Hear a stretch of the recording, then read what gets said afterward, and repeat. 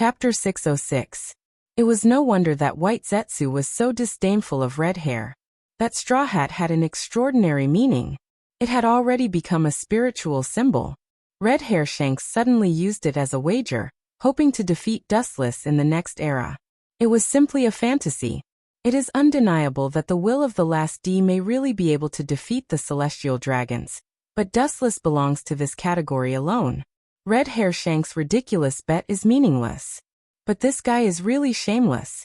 He actually chose Garp's grandson. I'm afraid that the guy will be furious when he finds out that his most valued grandson went to become a pirate. White Jew frowned, and had a deeper understanding of the shamelessness of the red-haired Shanks. This is deliberately provoking the relationship between them. White Zetsu couldn't help but look at Red Hair Shanks.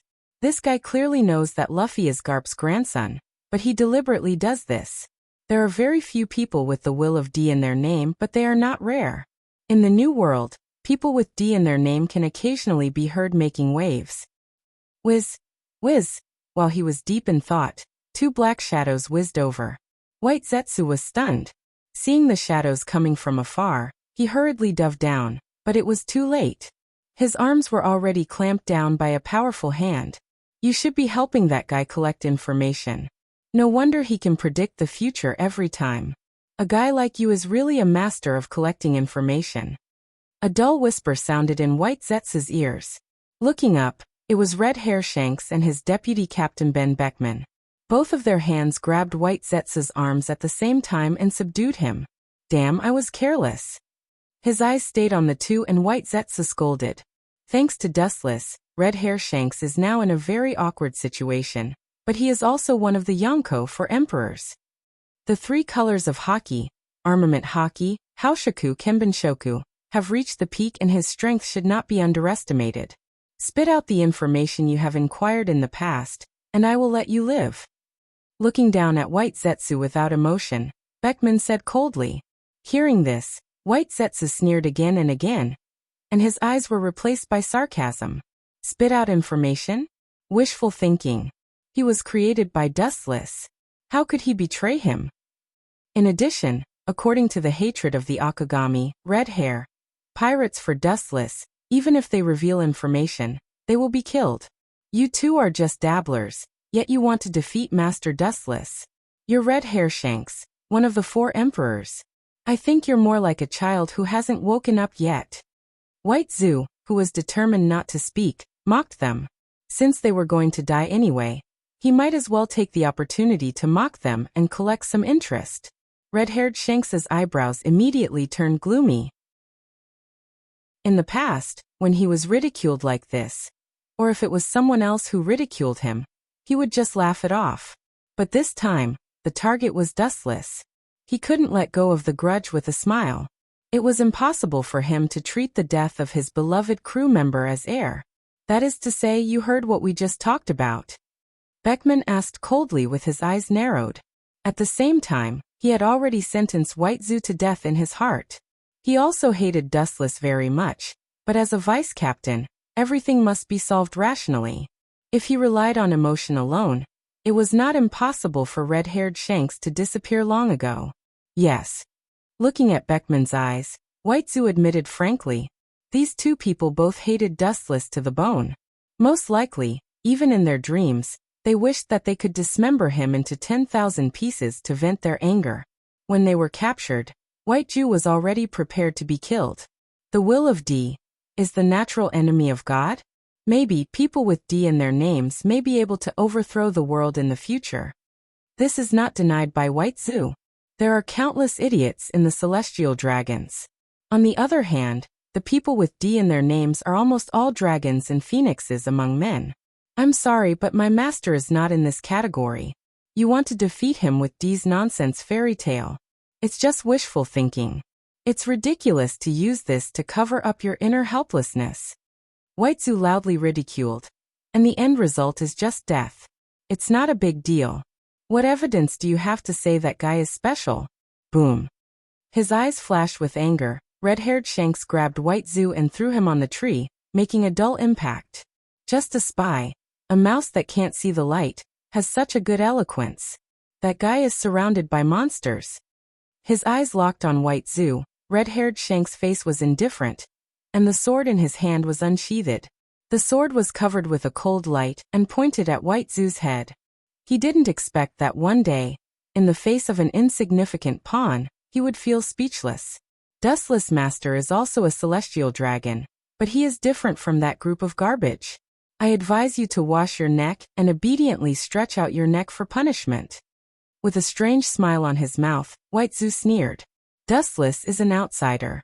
He does not belong to the world in front of him. In the eyes of Dustless, these people are just a group of ignorant indigenous people. It's that simple. Dee's will is the natural enemy of God. As a visitor from another world, Dustless is naturally not in this category.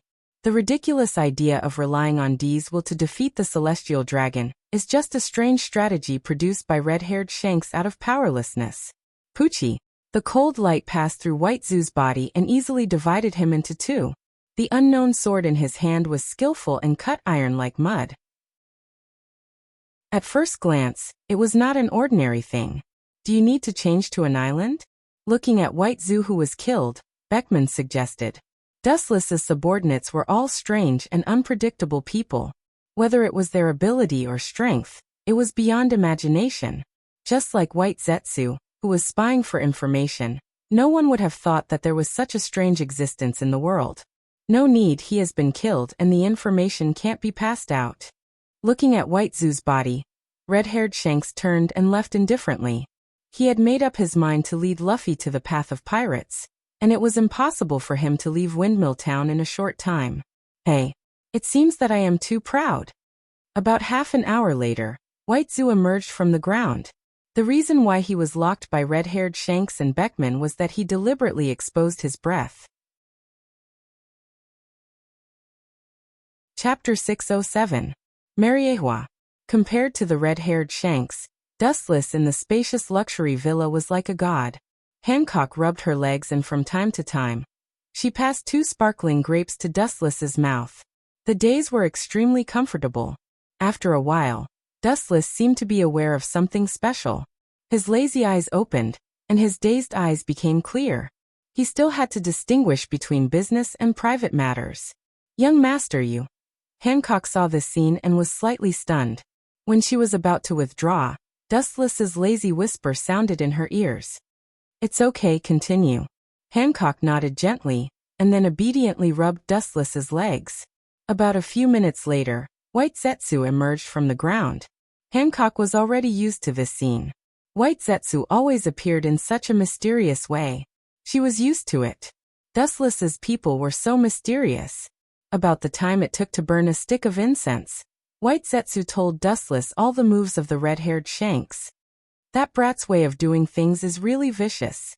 Only he could think of such a vicious strategy of killing his grandson. Has he been forced to such a state? It's really hard on him, but this is not enough. Wu Chen said expressionlessly. His tone was calm. He had already expected this. A pirate is a pirate, and ruthless is their portrayal. Red-Hair Shanks is actually a butcher whose hands are stained with blood. In his career as a pirate, he has defeated many pirate groups. It is because of those pirate groups that he has today's sky-high bounty and the status of a hero. Don't think that a pirate is so kind. When they are forced into a desperate situation, they will often show the darkest and coldest side of their heart. Manchi D. Luffy, the grandson of Hero Garp. Picking up the red liquid on the table, Dustless's face swept with a playful smile, and then he drank it. There was still some red blood stains on the corner of his mouth. Do you want to kill him now? White Zetsu said coldly. The so-called him is naturally Garp's grandson Manchi D. Luffy. Hearing this, Wu Chen just glanced at Baizu faintly, and then shook his head resolutely. He was just a little kid. The effect he could play was negligible. There was no need to worry about him. The greater the hope, the greater the disappointment. Let red-haired Shanks be defeated by the cruel reality. As for the so-called Dee's will, the legend of God's natural enemy. Although he wanted to suppress the ridicule in his heart, he couldn't control it. The corners of Wu Chen's mouth curled up as he sneered. There were countless legends in the world, but the probability of them turning into reality was 0. But that kid thinks he can be safe if he escapes to East Blue. Dustless's face was cold, and the goblet in his hand instantly shattered. A flawless vicious plan suddenly formed. Even if red-haired Shanks escapes to East Blue, Dustless will tear off his arm. Waving his hand, White Zetsu came over and listened carefully to Dustless's plan. After a moment of silence, White Zetsu's face was strange, and he looked at Dustless with suspicion. Unlike before, instead of saying that it was a detailed plan, it was better to say that he took advantage of the opportunity. What made White Zetsu speechless and unacceptable was that this time, the object of the use was a group of bandits. The dike of 1,000 miles collapses because of an ant's nest. The more unexpected the small character, the more likely it is to play a huge destructive role. Even if the enemy is a passerby, sometimes you need to be 120% alert. Seeing White Zetsu's suspicious eyes, Dustless explained. There were so many examples like this that they could be counted as the grains of sand in the Ganges. In the future, Whitebeard and red-haired Shanks fell because of this. At the beginning Z was the same, because he thought that Dustless was a celestial dragon, which was synonymous with idiot. He saved Fisher Tiger from the fishman race. As a result, he was beaten by Dustless. Seeing Dustless's insistence, White Zetsu didn't dare to say more. After all, it was Dustless who created him. He gently nodded and chose to obey Dustless's order. Then he sank into the depths of the ground and his aura disappeared. Just like what Dustless said, the more easily overlooked a minor character would be, the more unparalleled and unimaginable the destructive force they would display. Master, why don't you just kill red-haired Shanks? Blinking her watery eyes, Hancock asked puzzledly. Her enchanting little face was filled with curiosity. Her clean and delicate facial features revealed her dimples that caused people to daydream. Combined with her fresh and refined temperament, it made people unable to extricate themselves from her. She was more dangerous than a deadly poison. If the toy is dead, what fun is there in life? No matter what, he won't be able to escape the curse of fate. Since he's so fond of playing the savior game, I'll play with him to my heart's content. Dustless glanced at Hancock, his eyes clear, and said, People like me hate people who think too highly of themselves. They can't face their own status. They always think that they are special and can do anything. I really don't know where he got this confidence from. Funny. At the beginning, Dustless didn't mean to fight against red-haired Shanks, but this kid repeatedly jumped out to destroy his plan. Especially the red-haired guy.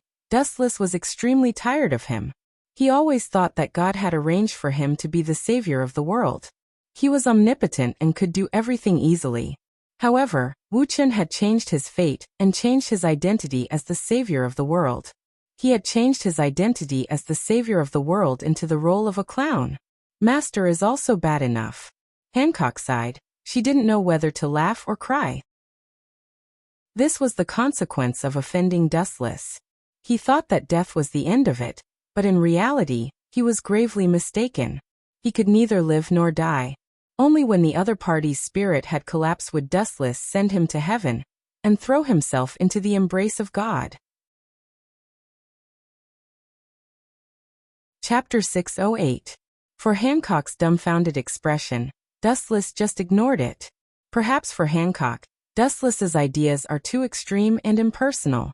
Dustless never cares about what others think. Counting the world in front of him, Dustless, who has lived 3 lives, understands the truth of human nature better than Hancock. If you don't bully others, it doesn't mean that others won't bully you. Although Dustless is only 17 or 18 years old on the surface, Dustless, who has lived 3 lives, understands this truth better than anyone. The so-called dignity, in the final analysis, is fought with fists. Seeing Hancock's puzzled face, Dustless was too lazy to explain. After all, she has too little experience and doesn't understand the real indifference of human nature. Without his complicated life experience, it is difficult for Hancock to understand Dustless's pain. There are almost no people who can empathize with him. Master is right, but we can't be soft-hearted to the enemy. After a while, Hancock's face was firm and determined. In an instant, Hancock suddenly understood the meaning of Dustless. It's good that you can understand. Dustless chuckled. She closed her eyes comfortably and hummed happily. Over time, Hancock's massage skills improved by leaps and bounds, and she grasped it just right. The whole person was like floating in the clouds, and the nerves that were usually tense were relaxed and extraordinarily comfortable. Hancock's next sentence made Dustless helpless. If I had strong strength at the beginning, I wouldn't have been humiliated and captured by Mariehua. Hancock clenched her teeth and said indignantly. Dustless rolled his eyes when he heard the words, and these words were directed at him. He shook his head and didn't care about it. He also knew that Hancock's mistake was unintentional. It was true that if Hancock had strong strength at the beginning, she wouldn't have been kidnapped to Mariehua and become Dustless's slave. After following Dustless for a while, Hancock gradually realized the cruelty of reality. In this world, being weak is a sin, and the sky in the future is left to those who are prepared. Time passed quickly, and a few hours slipped away quietly between the fingers. It was almost evening, and the sunset on the horizon covered the entire Mariehua, and the earth was covered with a layer of golden and fiery red morning glow, which was beautiful. Of course, ignoring the miserable screams, Mariehua's golden color is even more beautiful. Following Dustless, Hancock's pretty face was pale, and her beautiful eyes looked at the villas behind her with fear, and then looked at Dustless who was walking leisurely in front of her. She took a deep breath and patted her chest. If she hadn't met Dustless, Hancock might have been the same as those slaves now. She would have been bullied and oppressed by the celestial dragons every day and night, suffering all kinds of inhumane treatment until she was tortured to death. Thinking about it made her feel scared. Her eyes couldn't help but look at the other side of Mariehua, where the Wuxia, 5 elder stars, and the office of the world government are sacred and inviolable. People who pass by from time to time will show indescribable decency. Do you think it's very contradictory? Wu Chen's deep eyes fell on Hancock's face as he asked calmly. Hancock nodded in fear, and then fell silent. Mariehua is indeed so contradictory. On one side is the office of the Wuxia, 5 elder stars, and many departments of the world government, sacred and righteous, while on the other side is the residence of the celestial dragons. They live in the old era and are extremely evil. Torturing slaves and other shameful things are as simple as eating and drinking here. In fact, Mariehua is the epitome of the world, and it is also deformed.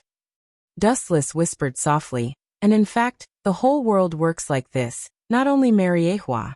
No one can change everything. Let's go. Looking at Hancock's pale face, Dustless turned and left, and an unexpected figure suddenly entered his eyes. That guy, isn't that Borsellino Kizaru? On the dock, Borsellino in a yellow striped suit came into sight, and Dustless said unexpectedly. Hesitating, Dustless walked over, and Hancock followed. Kizaru, who is nearly 3 meters tall, has a bitter face, and his expression is sluggish as if he is seriously ill. His eyes are dark, and from time to time he flashes a rare light. Obviously he is very upset. This is strange. Dustless's mouth raised a playful arc, and his pace was faster, and Hancock behind him also opened a distance. It is worth investigating what happened behind him that can make Kizaru show such an ugly expression. Kizaru's wretched old face drooped, and it was full of gloom, as if someone robbed his money and not only did he not return it, but also beat him up. Borsellino. The light voice entered his eyes and Kizaru, who had his head down, looked up, and Dustless's figure came into view. Royce South Saint. Kizaru's gloomy expression was swept away, and Kizaru's smooth tone was respectful. The identity of Tenryubito and Marine Admiral were enough for him to look up to. I heard that Kazan and Sakazuki, and you will be promoted to Admiral soon.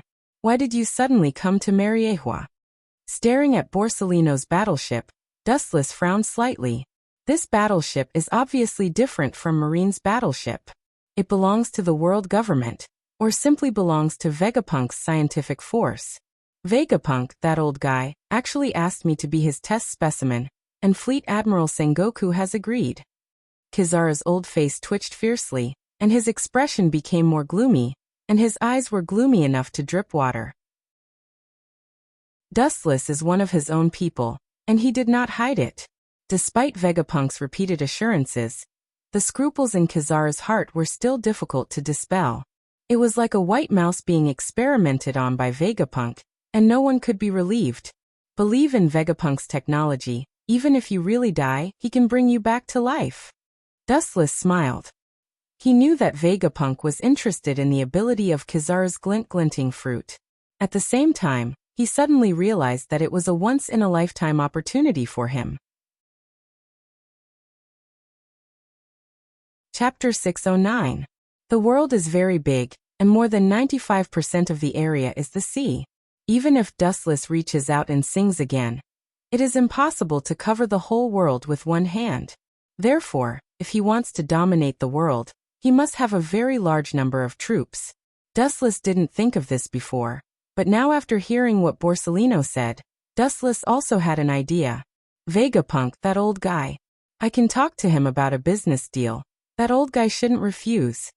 With a gloomy smile on his face, Dustless's eyes lit up. Dustless can order Vegapunk to hand over ordinary things, but confidential research documents are as difficult as ascending to the sky, and it may not be able to scare him. What's more, Dustless needs something that can't be seen on the street. According to Dustless's guess, the Gorosei will definitely stop him. What he wants is the essence of Vegapunk's lifelong research.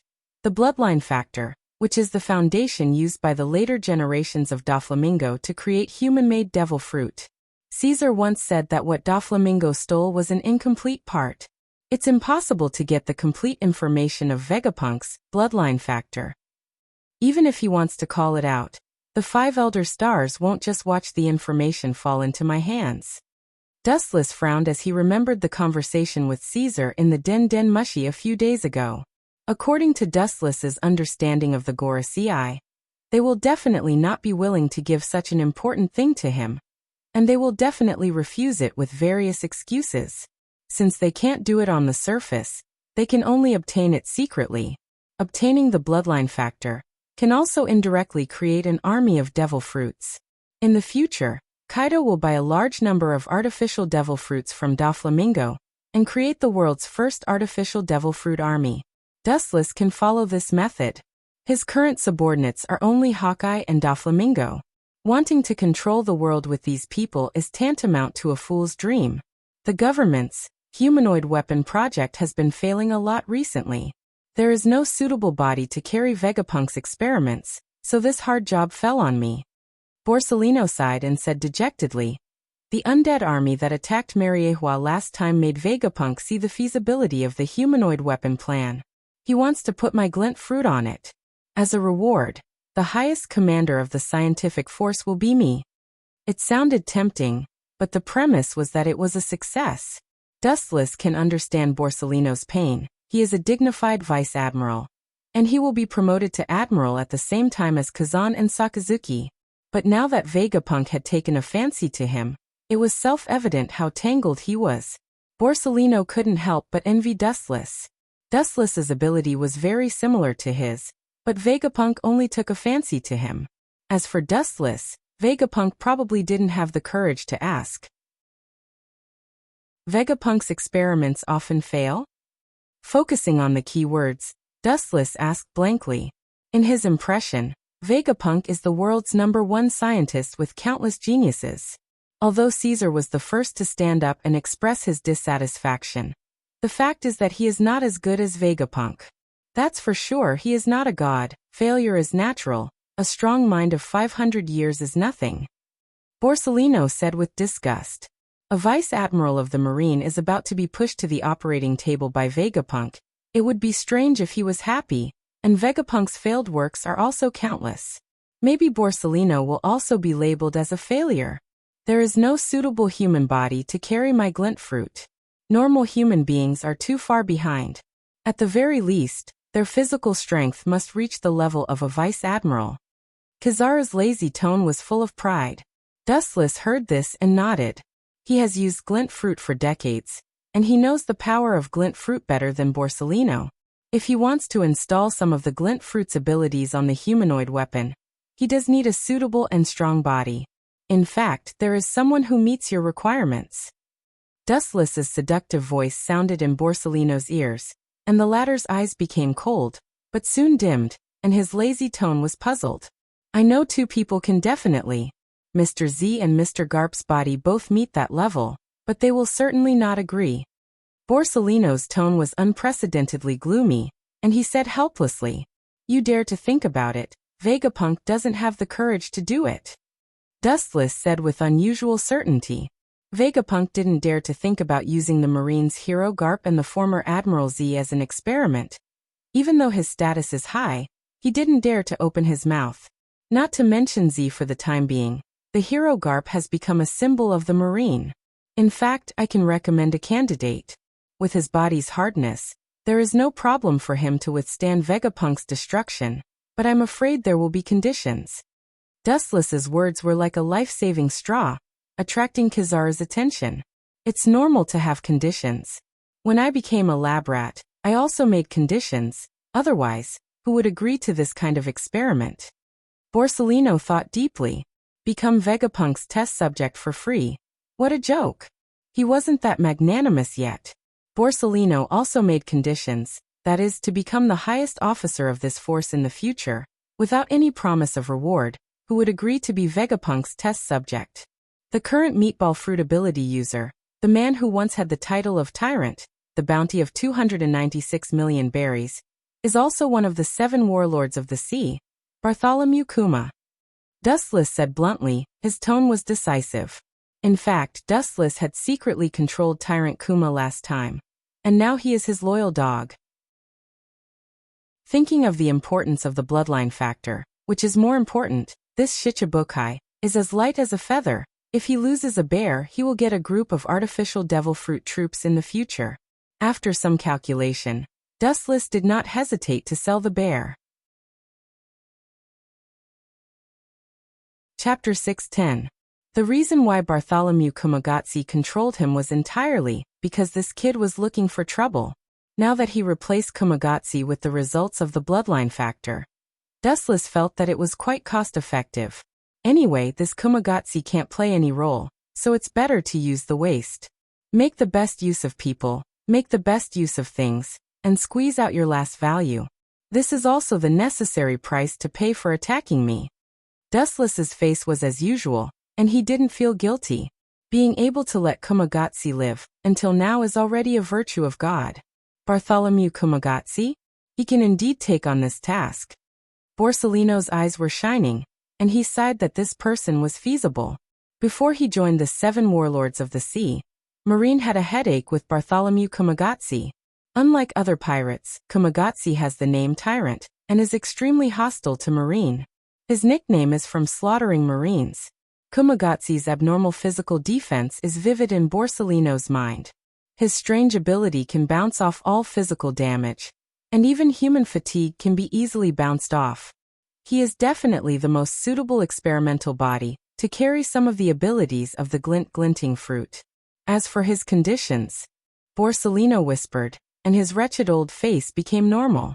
If Kumagatsi really chooses to be the experimental body of the world government's human weapon, then the conditions can be described as a lion's mouth, beyond imagination. The reason why you became an admiral should be inextricably linked to this experiment, Borsellino. While pondering, Dustless's wise whisper sounded in his ears. Borsellino was stunned, looked at his eyes, and then slowly nodded. It's a recognition of Dustless's words. The reason why he can reach the sky in one step is indeed related to this experiment. What is an admiral? It means that in the entire Marine from now on, only under the fleet admiral, above tens of thousands of people, not only needs the strength of an admiral, but also merits. The criteria for becoming an admiral can be roughly divided into 3. The most important is strength, followed by seniority, and in addition there are personal merits. The 3 are indispensable. To put it simply, to become a great general, one still needs to have battle achievements. To become a great general, one must have achievements that can block the mouths of the people in the world. Only by becoming Vegapunk's test subject can Borsellino have a meteoric rise. This guy is very cunning. Even if Vegapunk's transformation fails, the tyrant bear will be the one to suffer, and he can stay out of it. Rubbing his head awkwardly, Borsellino said helplessly, "Louis South Saint is really wise and frightening. He guessed my thoughts." As Dustless said, he did have such an idea. Even if it failed, it would only be Xiong who was going to undergo the physical transformation. If it failed, Borsellino would not be implicated. If Xiong did not join in, he might be the one who was going to undergo the physical transformation. No wonder he would make so many excuses. Maybe in the future, there will for Borsellino number 1. Borsellino number 2. He shuddered uncontrollably when he thought about it. Even if Vegapunk fails in the end, the Marine or the world government will not blame Vegapunk. Now Borsellino is just an insignificant vice admiral. Although he is dozens of times stronger than the average vice admiral, he is still far worse than Vegapunk. The world government and the Marine will still operate without Borsellino, and without Vegapunk in his inventions, they will fall into an unprecedented disadvantage. Now if Tyrant Kumagatsi joins, it will naturally be the best of both worlds. But will that guy really join the humanoid weapon experiment? It doesn't look like it. Thinking of Kumagatsi's hatred towards the Marine, Borsellino asked suspiciously. He is the one who hates the Marine the most among the Shichibukai. Dustless glanced at Borsellino and replied, "You have to understand that Kumagatsi is now one of the Shichibukai. In a way, he has already compromised. If he hates the Marine, he will not join the Shichibukai, and he will not shamelessly serve the Marine. You can ask him yourself." Leaving a light sentence, Dustless disappeared into the sky, and his breath disappeared without a trace. Hancock, who followed, saw Dustless leave and also left. "This guy. I used to hear that his fruit ability is similar to mine, but I thought it was just a rumor. Now it seems that some of his abilities are very similar to the Glint Glint fruit, and his ability to use it is much stronger than mine." Borsellino looked serious and exclaimed in his heart, "There are legends about Dustless's fruit ability among the Marines' higher-ups. Most of the statements are consistent with Borsellino's Glint Glint fruit ability. He thought it was fabricated, but today, not only is it true, Dustless's control of the Glint Glint fruit is completely beyond his understanding. Do I need to ask him to teach me 2 moves? Forget it, he is not free, and I am not free." With a sigh, Borsellino didn't think much about it, and quickly turned back to contact Kumagatsi of the Shichibukai. After all, it is a good thing to have a scapegoat. The night sky was particularly quiet and peaceful. Borsellino quickly contacted Kumagatsi, thinking that he would refuse his conditions on the spot. He didn't expect him to agree to participate in the experiment. And the condition is Vegapunk's secret research data, the bloodline factor. The bloodline factor is beyond the limits of Borsellino's rights. After some contemplation, for the sake of his life, he can only go to Vegapunk, the mad scientist. Hearing that Bartholomew Kumagatsi of the Shichibukai, Vegapunk agreed even more strangely and didn't even mention the word no. Not only was Borsellino not happy, but he also had an ugly expression on his face. He secretly scolded Vegapunk for being shameless. He felt abandoned. When there was no suitable experimental subject, he flattered him every day, but when there was Kumagatsi, he immediately put him aside.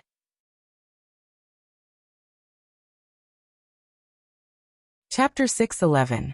At night, Mariehua was not as peaceful as it used to be. Many ports did not stop opening. Suddenly, many kings from all over the world came to visit Mariehua. Every 5 years, the world government will hold a meeting with members of the joining countries. The content of the discussion is naturally meaningless topics such as world peace and the Revolutionary Army. The quiet Mariehua was also lively at this time. And the celestial dragons were also strangely quiet, no longer torturing slaves, and the depressing screams no longer came out. Dustless had to sigh. When did the arrogant celestial dragons pay so much attention to their image and influence? Get out of the way, don't follow. Seeing Dustless coming, the faces of the kings on the roadside changed greatly, and they took the initiative to give way. Although they didn't know what Dustless's surname was, they knew the uniform that the celestial dragons dared to wear. Some of the people who came with their families grabbed the soil in the flowers and smeared it on the faces of the women. Sometimes being born beautiful was also a sin. Looking at this scene, Wu Chen's expression was normal. He was like a sculpture without any emotion. His face was cold and detached from the world. He walked through the crowd magnanimously. La la la. The cheerful voice of a child was filled with innocence, like the laughter of a butterfly strolling among the flowers. His watery eyes shone like pearls, and his wave-like blue hair gave people a refreshing feeling.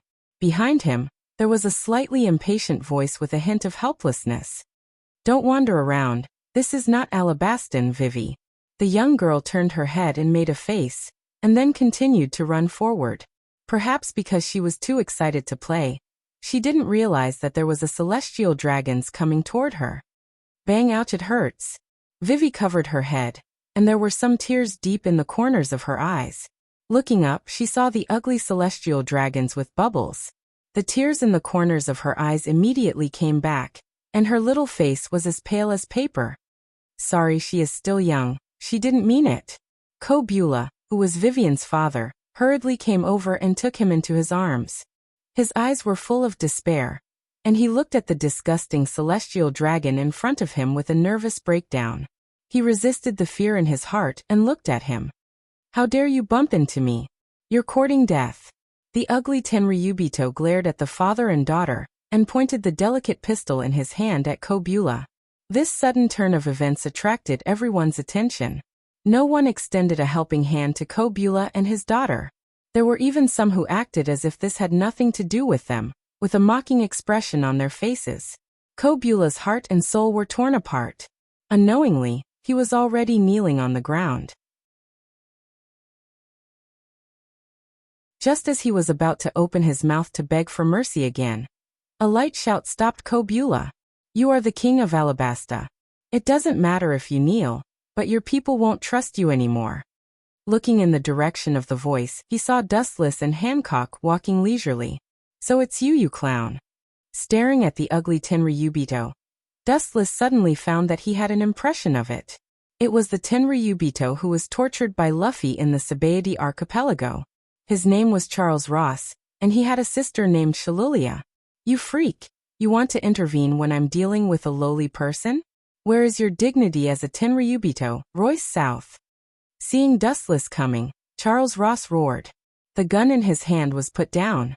He knew what would happen if he offended Dustless, because he was thrown into the garbage dump by Dustless's men like many Tenryubito a while ago.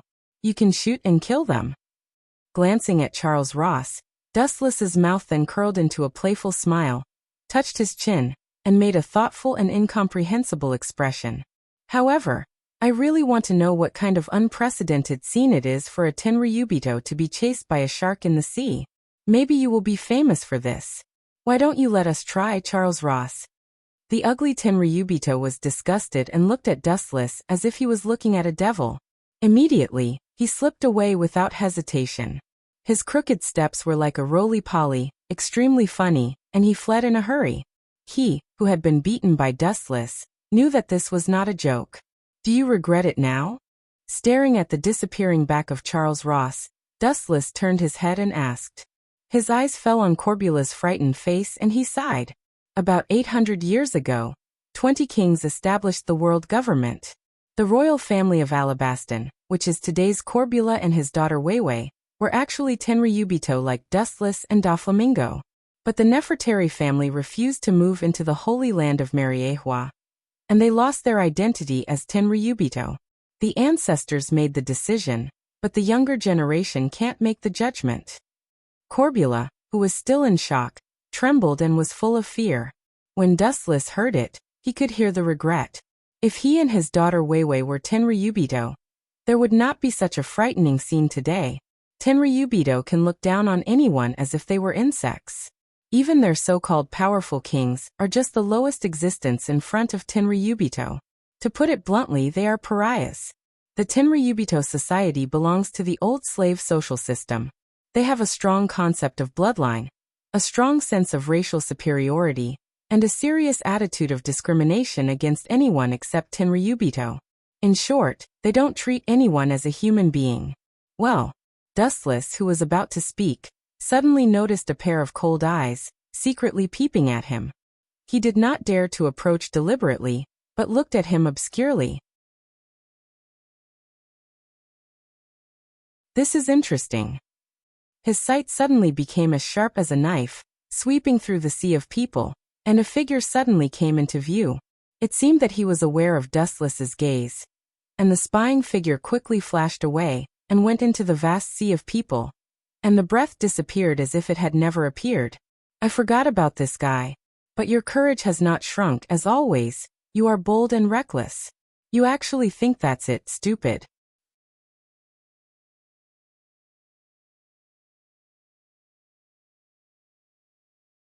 Chapter 6:12. A burly body suddenly came into Dustless's pupils, wearing a heavy black coat, with a golden hook in his left hand, a tall figure of nearly 2 meters, and a horizontal scar on his face. It is Crocodile, one of the Shichibukai today. This old boy's strength is improving rapidly. The dark pupils turned around Crocodile, and the heart of the ancient well rippled. Although Dustless was a little surprised, he nodded silently. The humiliation given to Crocodile last time has taken root and sprouted in his heart, planting the seeds of hatred, so he can do his best to become stronger. Only in this way can the distance between each other be narrowed, and the figure of Dustless of the other side will be getting closer and closer. In fact, Shichibukai often participate in this kind of meeting. As one of the 3 major forces of the Grand Line, Shichibukai, which country is too unbalanced and needs their approval? It sounds powerful, but in fact, only small people like Crocodile are tempted. It's like Hawkeye doesn't care about this kind of meeting at all. But you dare to take the initiative to test me. As the saying goes, courtesy demands reciprocity. As the master of Mariehua, I will also give you some gifts. The indifferent expression was replaced by a smirk without a trace, and his eyes were slightly scattered. After seeing that no one was around, Dustless's gaze was as sharp as a knife, and the direction locked was Crocodile's body. In the dark, Crocodile, with a cigar in his mouth, seemed to sense the existence of Dustless, and his footsteps suddenly stopped, and he turned around suspiciously. The first thing that came into his eyes was Dustless. This guy, he did it on purpose, deliberately letting me find him? Crocodile, who was aware of the existence of Dustless, was frozen, and he couldn't help but think of the scene when he came to Mariehua for the first time as Shichibukai. The scene of being crushed by Dustless was vivid in his mind. Almost instinctively, he felt something was wrong, and a calm heart became irritable, but he couldn't tell the specifics, so he could only secretly put up 120% of his heart on guard. This is Mariehua in the tiger's den and wolf's den. It is not a kind place. Even if he is killed, there will be no one to bury him. You be ****. You peeked at my wife bathing and stole her underwear. At this moment, a red-faced and stout king ran over angrily. He pointed at Crocodile's nose and scolded him. His eyes were bloodshot, and he looked so angry that he wanted to tear Crocodile into pieces. What nonsense are you talking about? If you don't want to die, then get out of my way. The unexpected change stunned Crocodile, and he immediately scolded with a murderous aura. He didn't put the king in his eyes at all, and was full of contempt. It was not because this was Mariehua. He could deal with the minions in front of him with a hook. This was the territory of the world government, so he had to give some face. In a world where the strong were respected, the one with the biggest fist had the final say.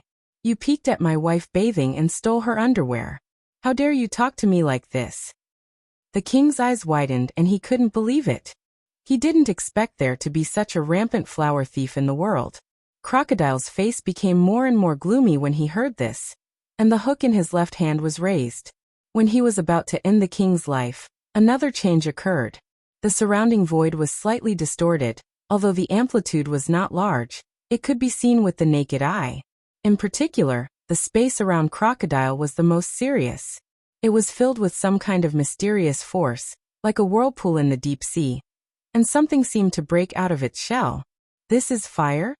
Seeing such a strange scene, Crocodile was stunned, and he immediately tensed his spirit and became alert.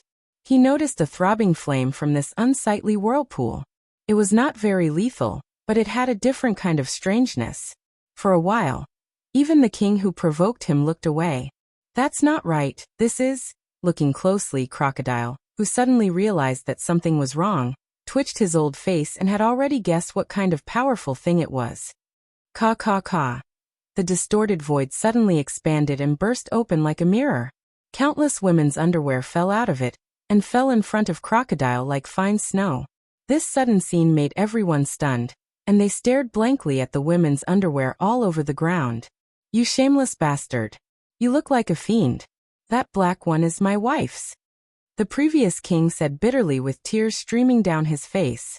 "Old man, are you a king idiot? This is obviously a frame-up. How did you become a king when you look like a stupid pig?" Crocodile, who was angry out of humiliation, grabbed his neck and roared furiously. With scarlet fire in his eyes, Crocodile vomited blood in his heart. This unexpected disaster really came at the wrong time. He was beaten up when he just came to Mariehua. It was extremely unlucky.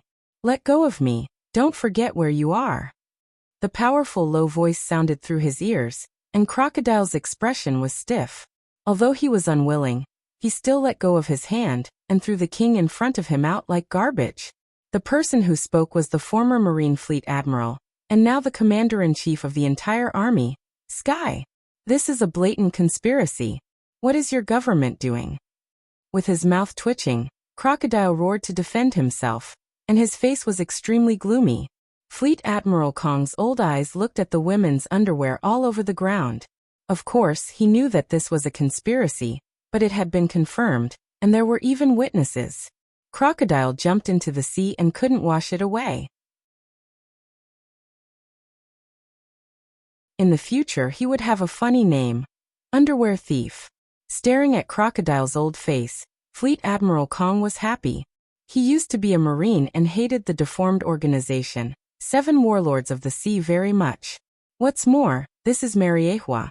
How can he tolerate Crocodile's trouble?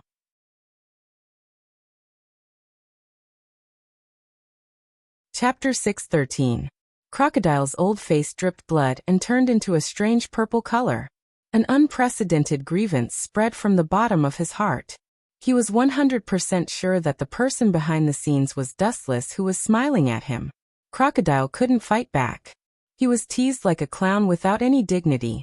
He had no evidence. As the saying goes, catch a thief with the stolen goods. This is the truth that has not changed since ancient times. Framing a celestial dragon, this unique big hat will be buckled on his head. Every dog has its day, let's wait and see. Under the strange gazes of the crowd, Crocodile walked away with a black face. Before leaving, he did not forget to glare fiercely at the complacent Dustless. Then he turned around and left indignantly. He could only suffer in silence.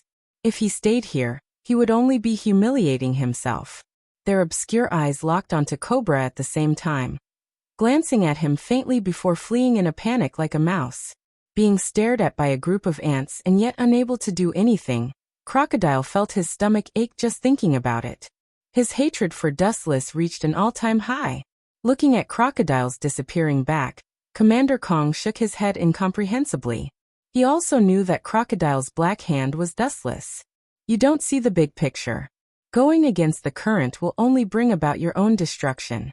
That laughable fantasy in your heart is just a lie to yourself and others. With an imposing wave of his hand, Chief Kong and the group of guards left one after another. Only then did this farce come to an end. In the eyes of Commander Kong, Crocodile was just an idiot filled with hatred. That's all. This kind of person can be 7 Warlords of the Sea. He couldn't agree. No matter how hard Crocodile tried to change fate in the end, the result was in vain. Some people are not qualified to choose to dominate fate at all. Like Crocodile, who doesn't know life and death and tries to challenge the wheel of fate, there is only one end. He will be ruthlessly crushed and turned into a pile of flesh and blood. That kid seems to be planning to do it. Frowning slightly, Dustless naturally saw Crocodile's malicious eyes. At the same time, he couldn't help but admire Crocodile's methods. If he didn't know the development of this world in advance, and had the ability to predict the future, he might not have known about the existence of a sophisticated weapon like Pluto. Thank you for saving me. Kobula thanked him gratefully and sincerely. If Dustless hadn't helped them out in time, they might have been shot to death by the celestial dragon named Chalos. Judging from the violent and bloodthirsty mood of the celestial dragon, they might have been brutally dismembered after death. This kind of appalling thing, the celestial dragons here are rare and common, and everywhere. May I ask my benefactor? The corner of Ko Beulah's mouth stopped moving. Realizing the difference between their identities, Ko Beulah swallowed the words that were about to come out of his mouth. There was a world of difference between the identity of a king and a celestial dragon. Rashly asking for the other party's name was also a kind of silent blasphemy.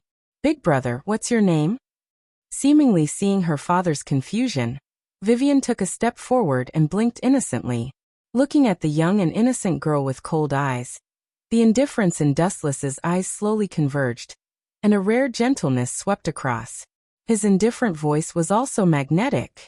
Thinking of his complicated life experience, he frowned and said, "Now my name is Lois South." "Now, do you still have your previous name?" Vivian blinked innocently as she asked. Dustless was obviously not interested in the child's question. Like a ghost, he disappeared into the void and answered her question on a whim, leaving only a faint voice that lingered in the void. "Maybe, but who knows?" The moonlight was like a plate, and the night sky was as quiet as stagnant water. Late at night, the lively Mariehua also quieted down. Under the hazy moonlight, a black shadow could be vaguely seen sneaking in the dark. Its steps were light, like a dragonfly skimming the water. Its movements and jumps were natural, elegant and vigorous. From this exquisite skill, it can be seen that it has reached the realm of perfection at first glance. Under the faint moonlight, one could vaguely see the silhouette of a person. She was tall and had long black hair that cascaded down like a waterfall. Her facial features were regular and beautiful. Her sparkling eyes were unusually calm and filled with wisdom. The direction of the girl is heading is Dustless's villa. "Is she here?" Hancock, who had been waiting for a long time, suddenly opened her eyes and saw the figure rushing towards her, showing a soft smile, like an old friend meeting, with a little excitement. "Long time no see, Robin," Hancock said gently with a smile. Apparently she was very familiar with the figure in front of her. Looking at Hancock's figure, you will be surprised to find that this person is the wanted criminal with the name Devil Child, Nico Robin. A few years ago, the Marines that surrounded Nico Robin were destroyed by Dustless. She was rescued by Dustless. By chance, she also became Dustless's subordinate. She was sneaking outside like a hidden chess piece. Now she is secretly a subordinate of Crocodile. This time she came to Mariehua with Crocodile. She was able to sneak into Mariehua safely. Naturally, she made a simple disguise to not be recognized. "Long time no see, Hancock." Nicole Robin also greeted him warmly. Obviously, the relationship between the two of them was unexpectedly close. She asked, "Master, why did you suddenly call me over?" Crocodile is suspicious by nature. He has already executed many of his subordinates who were suspicious. Crocodile is cunning, despicable, and shameless, but it is undeniable that he does have some cleverness. Every time he can lead the situation to his own side, he can be regarded as a hero of a generation. Hancock shook her head when she heard this, indicating that she didn't understand. Dustless's thoughts of preparing for a rainy day could not be seen through, let alone understood.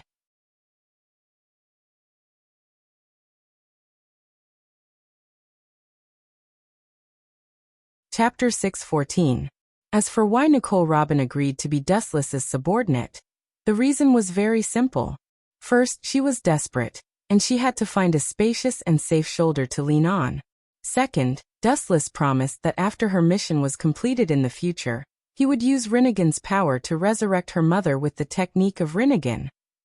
Although there was suspicion of taking advantage of people, Dustless never valued the process. No matter how perfect the plan is, there will be countless loopholes. In contrast, he pays more attention to the final result. Hancock and Robin walked together, laughing and chatting happily towards Wu Chen's bedroom. From time to time, there was a crisp and pleasant laughter, showing their harmonious relationship. These two little girls forget it, it's not bad. Dustless looked down at the figures walking side by side, standing with his hands behind his back, nodded and chuckled, then shook his head and couldn't help but sigh.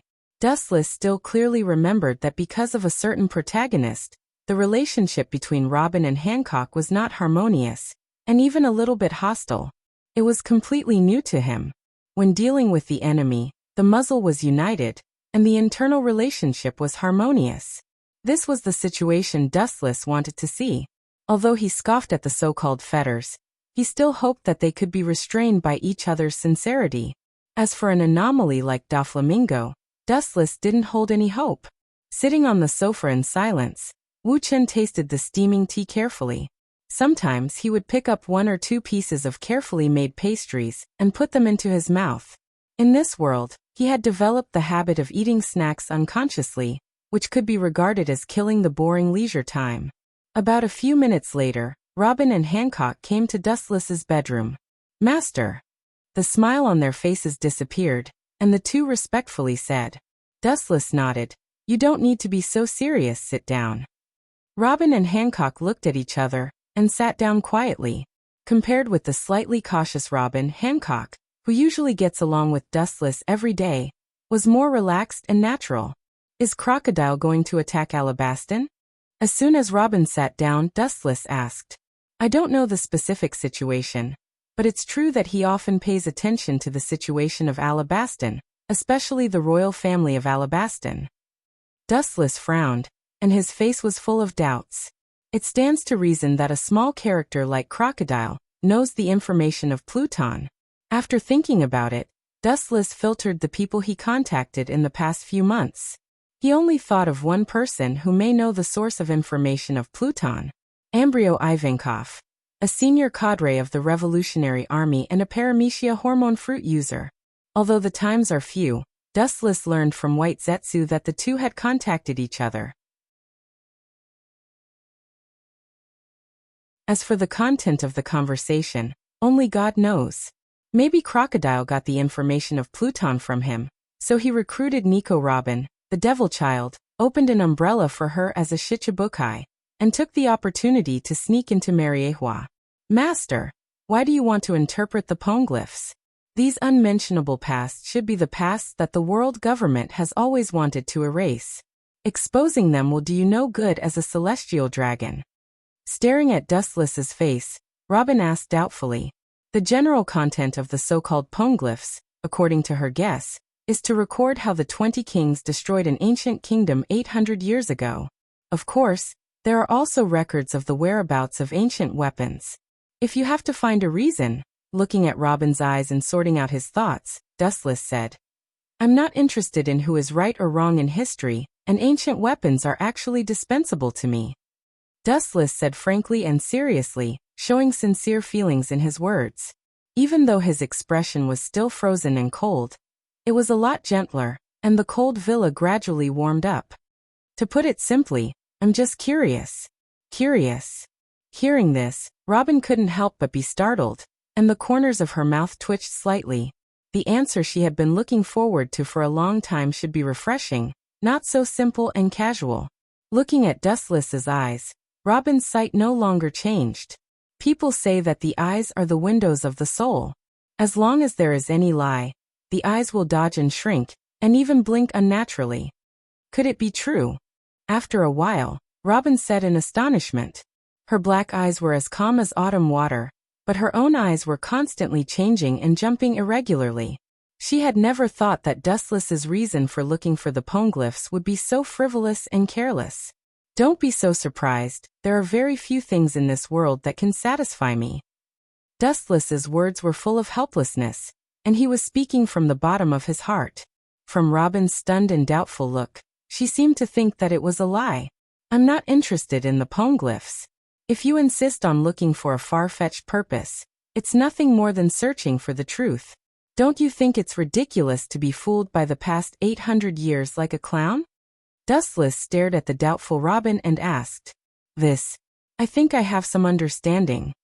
Robin nodded, and her clear eyes were still a little confused. She vaguely understood Dustless's meaning. Dustless wasn't interested in the truth of history. Who was right and who was wrong had nothing to do with him. It was 800 years later, and everything in the past had changed.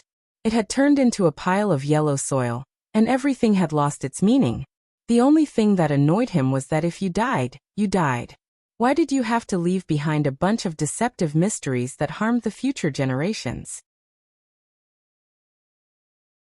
You played the whole world like a chess piece in the palm of your hand. This was also the reason why Dustless couldn't accept it. No one wanted to be deceived by a corpse that had decayed hundreds of years ago. Others might not care, but Dustless had a bone-deep hatred for it.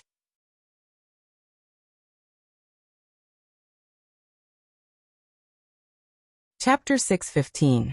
His tone was resolute and decisive, and it was obvious that he was not joking. Nico Robin's eyes widened as she looked at Dustless incredulously. She didn't expect such a ridiculous reason. She could only smile bitterly.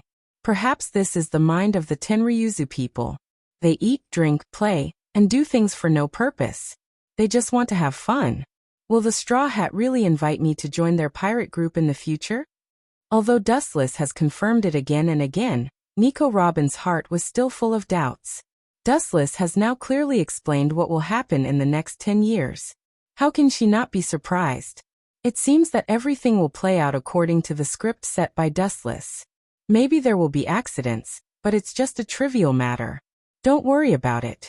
People who don't have the power and try to change the development of history will only be crushed to pieces. Dustless vowed that Robin joining the Straw Hat Pirates is a sure thing, and he can use the Straw Hat Pirates to decipher the poneglyph. Staying with him will attract unnecessary trouble. Tenryuzu and the only remaining scholars of Ohara are mixed together. It's very attractive to think about this topic. After that, after the collection of the poneglyph, what should we do with the pirates? Robin asked curiously. After that? That's unnecessary. After they have no value, we will kill them all. Dustless murderously said. Even though he has a good relationship with Dustless, he won't change his position because of this. Unless Monkey D. Luffy is sensible, Dustless doesn't mind letting him live. If he doesn't, he will end up like Uzumaki Naruto. You have grown up so much. I have to take back the power of the Sharingan that I lent you. Dustless whispered. When he secretly brought the young Nico Robin to Mariehua, Dustless was afraid that she would be in danger, so he lent her his dojutsu. Now Robin has the power to protect herself, and there is the protection of Crocodile. The power of Sharingan continues to stay in her body is just a burden. Time flew by quickly. After instructing Nico and Robin on many important matters, it was almost dawn. The three of them were not ordinary humans. Even if they stayed up for an entire night, their expressions would not change. Robin then used his agile movements to leave without anyone noticing. It was as if nothing had happened. At the same time, Dustless also brought the bloodline factor information he obtained to Dressrosa through a secret channel, and successfully fell into the hands of Caesar. Caesar immediately carried out various experiments and accelerated the production of the artificial devil fruit. Because Fonche village was too remote, no one cared about it. Bandits would often visit this place. On the mountain road, a group of bandits was about to go to the town to rob, but a strange figure suddenly flashed. He had a handsome face and fair skin. At first glance, he was the son of a wealthy family. Pretty boy, hand over all your valuables and I'll leave your corpse intact.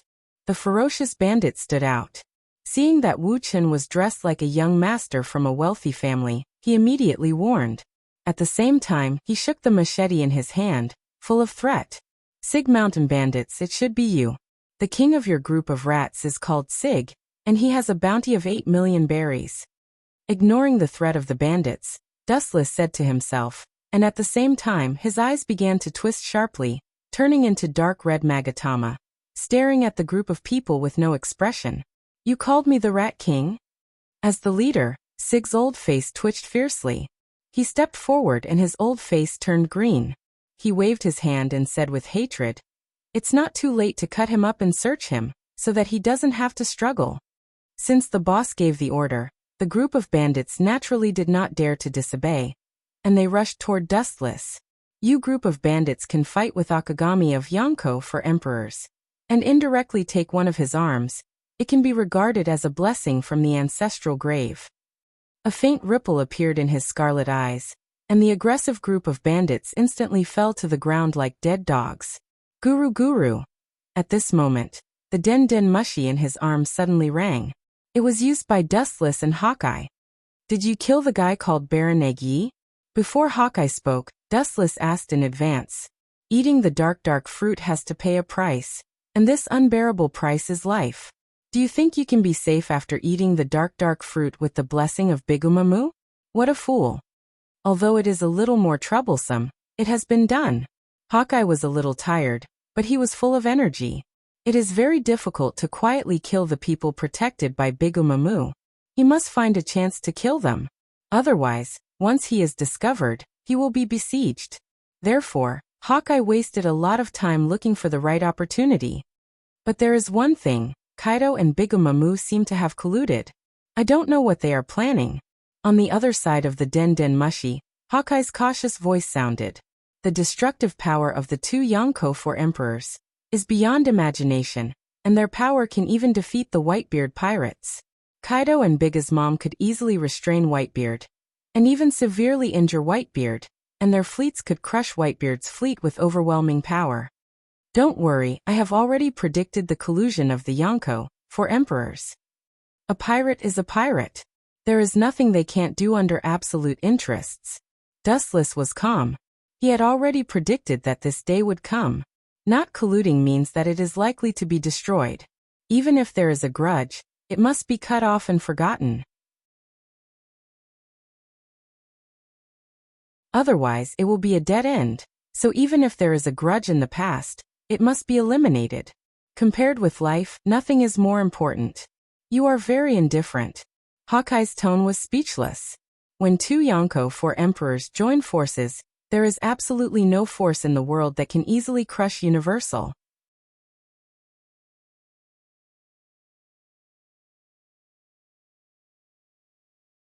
Chapter 6:16. The strength of a Yonko for emperors almost dominates all the seas and can be called an invincible existence, like an emperor, the strongest existence above all creatures. The strength of two Yonko for emperors is self-evident, and the strong vibration emitted by them is enough to affect the whole world. This guy doesn't know how to be anxious at all. Hawkeye can't help admiring Dustless's calm mentality. The Yonko for emperors teaming up is not a joke. If you are not careful, you will be suppressed by the absolute power that can burn the world. You will never be able to raise your head. So what, are we going to beg for mercy in front of those two guys, Hawkeye? Dustless on the other side of the Den Mushi asked. His frivolous tone was extremely indifferent. The emperor is not anxious, but the eunuch is anxious. Hawkeye suddenly realized that he was thinking too much. Dustless is not worried, and there is no need to worry. Even if the sky falls, Dustless will be the first to take the hit. Only when Dustless collapsed would it be their group of underlings' turn. Then again, both the Bigumam pirates and the Kaido pirates have been hit hard. Even if they join forces with each other, they won't be able to take any practical action in a short time. After lurking around Bigumam for a while, Hawkeye knew the current situation of the Bigumam pirates. The entire fleet was beaten by Whitebeard. Even Big's mother was wounded, so it was easy to imagine the miserable fate of the crew and sailors of the fleet. Kaido is not that strong, he is not as good as Bigumam. Dustless said on the other side of the Den Mushi. Not to mention that the two of them were working together now. Even if they were working in collusion with each other at their peak, Wuxia was not afraid at all.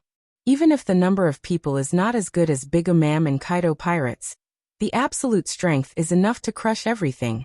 And the role of the human wave tactic is minimal. Absolute strength is Dustless's confidence, so he is not afraid of Kaido and Bigumam. After a casual chat, Dustless closed the Den Mushi, and turned to look at the bandits on the ground with a cruel smile on his face. For the sake of world peace, it was better to eliminate the Yonko as soon as possible. The first to raise the butcher's knife was the Akagami Red Hair, pirates who hated Dustless the most. The enmity between the two sides had accumulated for a long time, and it had already reached the point of being incompatible like fire and water. Dustless naturally wouldn't let go of this extremely rare opportunity. I'm sorry, Garp. I might have to make use of your grandson this time. Dustless said coldly with a cold glint in his eyes. An unprecedentedly vicious plan quietly formed in his heart. If he had to blame someone, he could only blame Red Hairshanks for asking for it. There was no one else to blame. He was completely caught in his own trap. Red Hair Shanks could make use of D, and Dustless was no exception. He could also make use of D, and give him a taste of his own medicine. No matter how optimistic Red Hair's temperament was, he would still feel despair if he was hurt by someone he trusted and bet on in the next era. Dustless is going to attack him step by step until his spirit collapses. Monkey. D. Luffy. If you want to complain, you should hate the word D in your name, so you were valued by Red Hair Shanks, so you were calculated by me. Scarlet eyes widened again and ripples visible to the naked eye appeared. The bandits on the ground stood up again. Their eyes were blank, and their eyes were empty and lifeless. It was as if their inner souls had been taken away, and they had become walking corpses. Obviously, they had been controlled by Dustless's Sharingan, and had lost their ability to think. Dustless is now the one who dominates their consciousness. Red-haired Shanks had absolute trust in Luffy, but Dustless didn't go against that kid's wishes. He had to borrow Luffy's hands to once again inflict heavy damage on his unbearable heart, until red-haired Shanks' spirit collapsed. He planned to use the same method as Beckman to trample on Red Hair Shanks. No, this time, he wanted to be even crueler than the last time. In the past, he was able to escape from death. This time, even if he could not kill him directly, he wanted to leave an indelible mark on Red Hair's body. "Look at my eyes, you waste." With a loud shout, Dustless shouted at the bandits. "They are the most important actors in the play, and they can't be missing. Now go and catch that kid Manchi D. Luffy for me. Remember the Akagami Red Hair. Pirates must see that it was you who did it." With a cold light in his eyes, Dustless ordered. The bandits nodded blankly and immediately rushed toward the windmill town, in the direction of the bandit house where Luffy usually goes. Although the plan is a bit rough, Dustless is sure that it will succeed. Sometimes the simpler the strategy, the more unexpected the effect. This group of hired actors is rough, but their opponents are the same pirates, so it shouldn't be a problem to grab Luffy. Sure enough, after about an hour, this group of bandits did indeed come back with a fainted little ghost. The only thing that was not complimentary was the fact that there were pursuers behind them. Kid. As far as the eye could see, a golden-haired child with a face full of freckles and a hat was immediately reflected in Wu Chen's eyes. These two guys. One of them is the kid named Sabo, and the other seems to be the son of One Piece Roger, Porca's D-Ace. Wu Chen couldn't help but be speechless. He knew that these two brats were ferocious, but it was inexcusable for a group of bandits to be chased by two brats. Wansho Tensei. After looking at the child in the hands of one of the bandits, Dustless's right hand exuded a strong gravitational force and easily sucked Luffy over. Then he looked at the approaching bandits, and with a calm and powerful light shout, suddenly the dust splashed, and the ground was full of smoke. The tyrannical repulsion swept out, and the ground where Dustless was standing also had a deep pit. Shinra Tensei.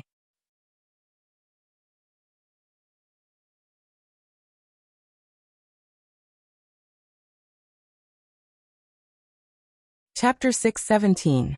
The tyrannical repulsive force was extremely small, but the strength was unexpectedly strong. The people who came in contact with it were all bounced back like particles. It was as simple as eating or drinking water. The bandits who were too close to Dustless were bounced back without any effort. They fell heavily on the ground and directly fainted with white foam coming out of their mouths. Looking at Luffy in his hand expressionlessly, Dustless's Sharingan rotated rapidly. His finger lightly touched Luffy's forehead, and implanted a transcription seal in his eyes, of course, because he isn't an Uchiha.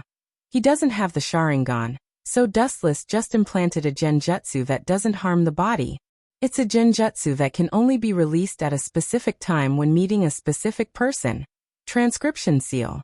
It's like a ticking time bomb. No one knows when it will explode, and the probability of the people in this world being able to resist it is 0. "You bastard, let go of Luffy." The young and firm voice rang in his ears. Dustless raised his head. It was Ace who was holding a broadsword and Sabo who was holding an iron water pipe. Both of them stared at Dustless ferociously.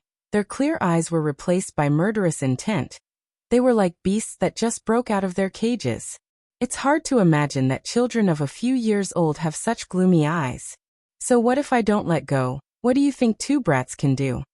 Dustless asked with interest as his eyes fell on the two of them. In the future, these two will be popular figures in the world, but now they are just wild vegetables on the roadside. No one cares about them. I will kill you, damn bastard. Ace's murderous intent turned into a cold light shooting out of his eyes. He swooped down at an extremely fast speed.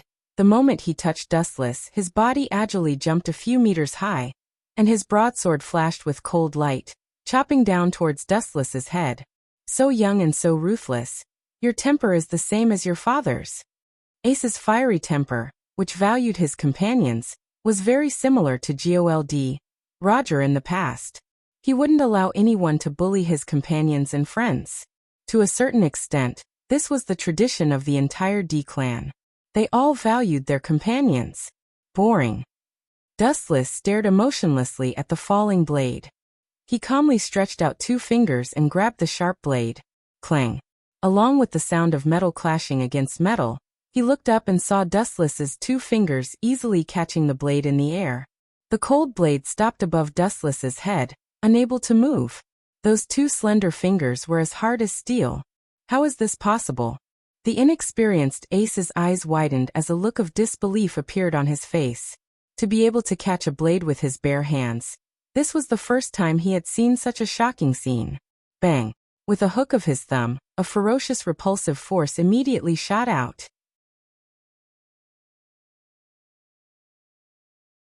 A powerful and ferocious air wave immediately whizzed out. Ace, who was completely unaware of it, flew out powerlessly like a kite, smashing into a few trees. Poochie! With some ruddy blood stains on the corner of his mouth, Ace stood up strongly. Although his body was swaying as he stood up, his eyes were firmly locked on Dustless, or Luffy in Dustless's hand. This kid is worthy of being the son of One Piece. His willpower is surprisingly strong. Seeing this, Dustless nodded slightly and looked at the young Ace in a new light. Strong willpower, this seems to be the tradition of the D clan. The physiques of the humans in this world are ridiculously strong. Even a child is so resistant to beatings. Wuxia said incredulously as ripples appeared in his eyes that were as tranquil as an ancient well. They are all humans, but in this world where pirates run rampant, their physique seems to be much more resistant to beatings than Naruto's. Call Luffy out for me, or I will kill you. Glaring at Dustless, little Ace gnashed his teeth and roared. His face was as ferocious as a devil's. At the same time, he took out a gun from nowhere and pointed the black muzzle at Dustless. It seems that if he says no, Ace will not hesitate to shoot. Alala alala. What a scary little demon. Guns are dangerous toys. With a smile, Dustless then put Luffy on the ground, raised his hands, made a gesture of surrender, and looked at Ace with fear. Is this okay, scary kid? At least you know what's good for you. Glaring fiercely at Dustless, Ace gave Sabo a look. The latter nodded, then quickly trotted to Dustless's side, picked up the sleeping Luffy, and turned away. The 3 figures quickly disappeared into the woods. In the future, I will kill you with my own hands. Before I go to sea, don't let your head be taken away by others. In the dark forest, Ace's angry and gloomy roar could be heard. Probably because he was played by Wuxia today, he felt unusually angry and uncomfortable. If you can really do it, I'll wait and see. Dustless put down his raised arms. For Ace's words, Dustless just smiled, staring at the black shadow that has disappeared, and thinking of the low-key Akagami, red hair, pirates in Windmill Town. Dustless's eyes were cold, and then he looked at the unconscious bandits on the ground, and the Sharingan in his pupils turned and twisted again. These bandits' show was not over yet, and it was too early to give them a holiday. Afterward, Wuxia walked around the Windmill Town alone. When he didn't find anything special, he left. He wasn't interested in such a remote place. For this secret mission, Dustless did not take a warship. He could only walk alone into the depths of the sea. The soles of his feet were covered with a thin layer of chakra, and he walked on the endless sea like a dragonfly skimming the water. His leisurely pace was more like an afternoon stroll. Dustless had mastered the beginner's skill of treading water decades ago.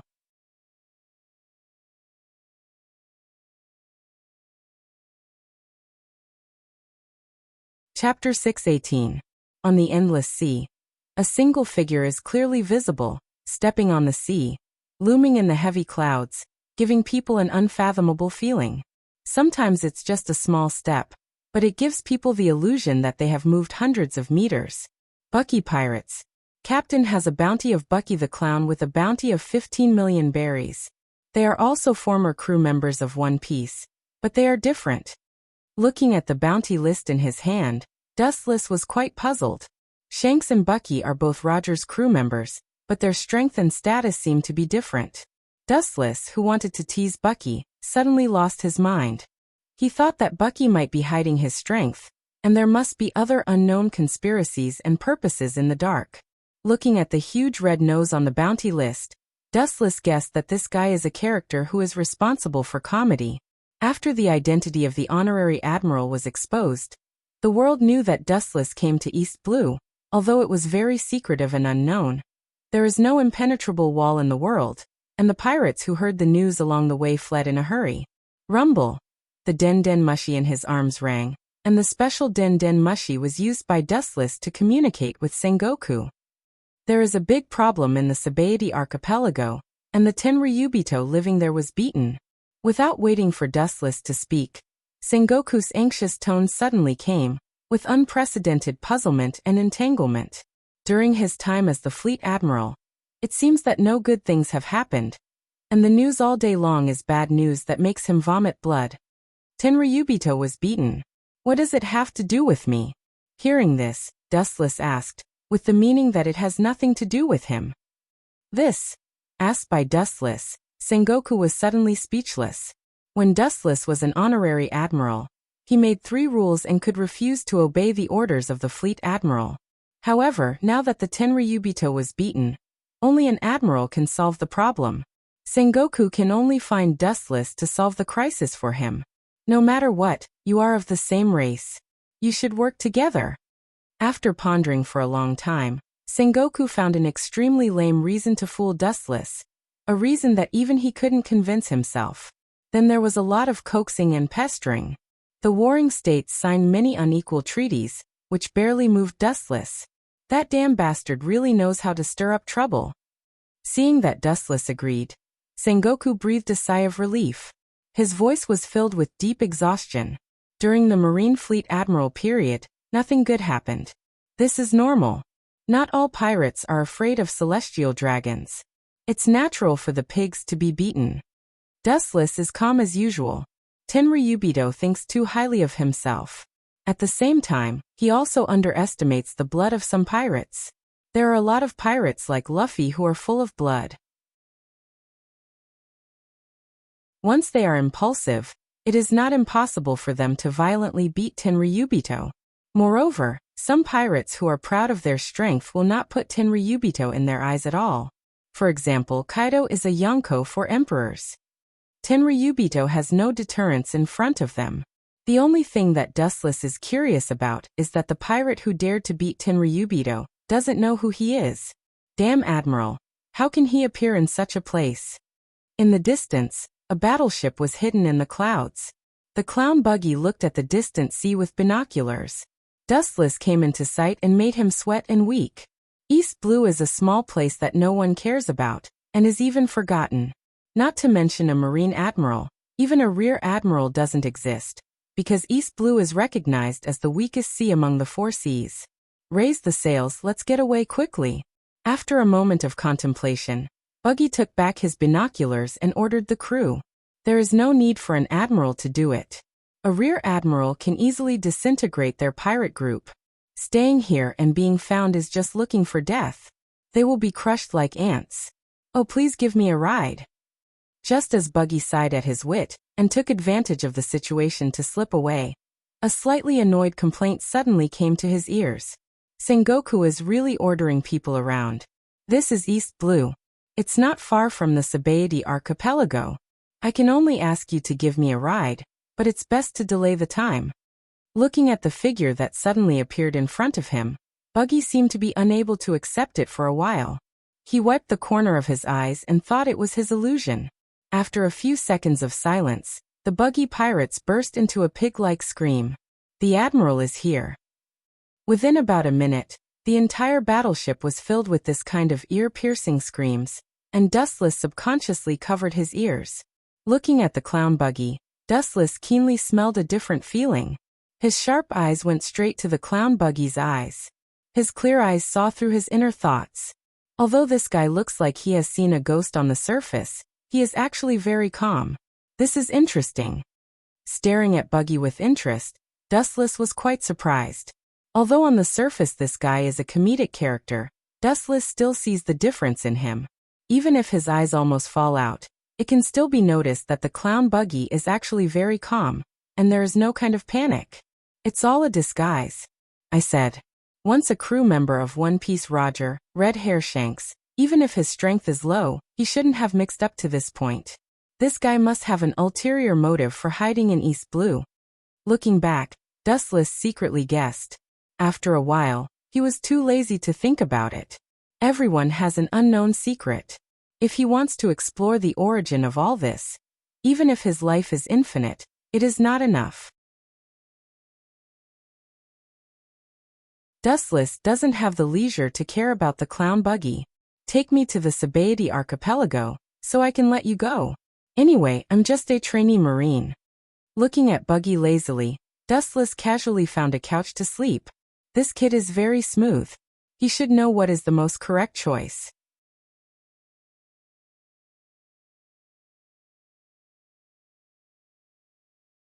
Chapter 619.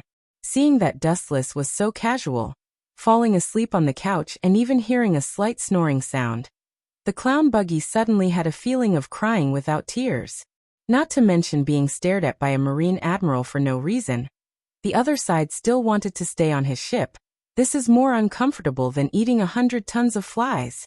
Many pirates around him were holding big swords and were trying to make a name for themselves, but they were stared back by Buggy's ferocious eyes. If a Marine admiral was so easy to kill, the world government should have been destroyed hundreds of years ago. This guy, forget it, I can only go to the Sabaody archipelago. After thinking about it, Buggy decided to go to the Sabaody archipelago. He had carefully hidden and planned for many years, and it was unwise to suddenly meet a Marine admiral. What's more, Dustless only said that he would temporarily give him a ride. Although Marines' words are often more untrustworthy than pirates, Buggy chose to listen to Dustless. What's more, going to the Sabaody archipelago is just the right time to secretly visit Pluto Rayleigh. They haven't seen each other for many years. Why are you still standing there foolishly? Hurry up and start the ship. Our destination is the Sabaody archipelago. The clown Bucky rolled his eyes and shouted loudly. He was afraid that Wuxia couldn't hear him, so he raised his voice. He scolded the crew in his heart.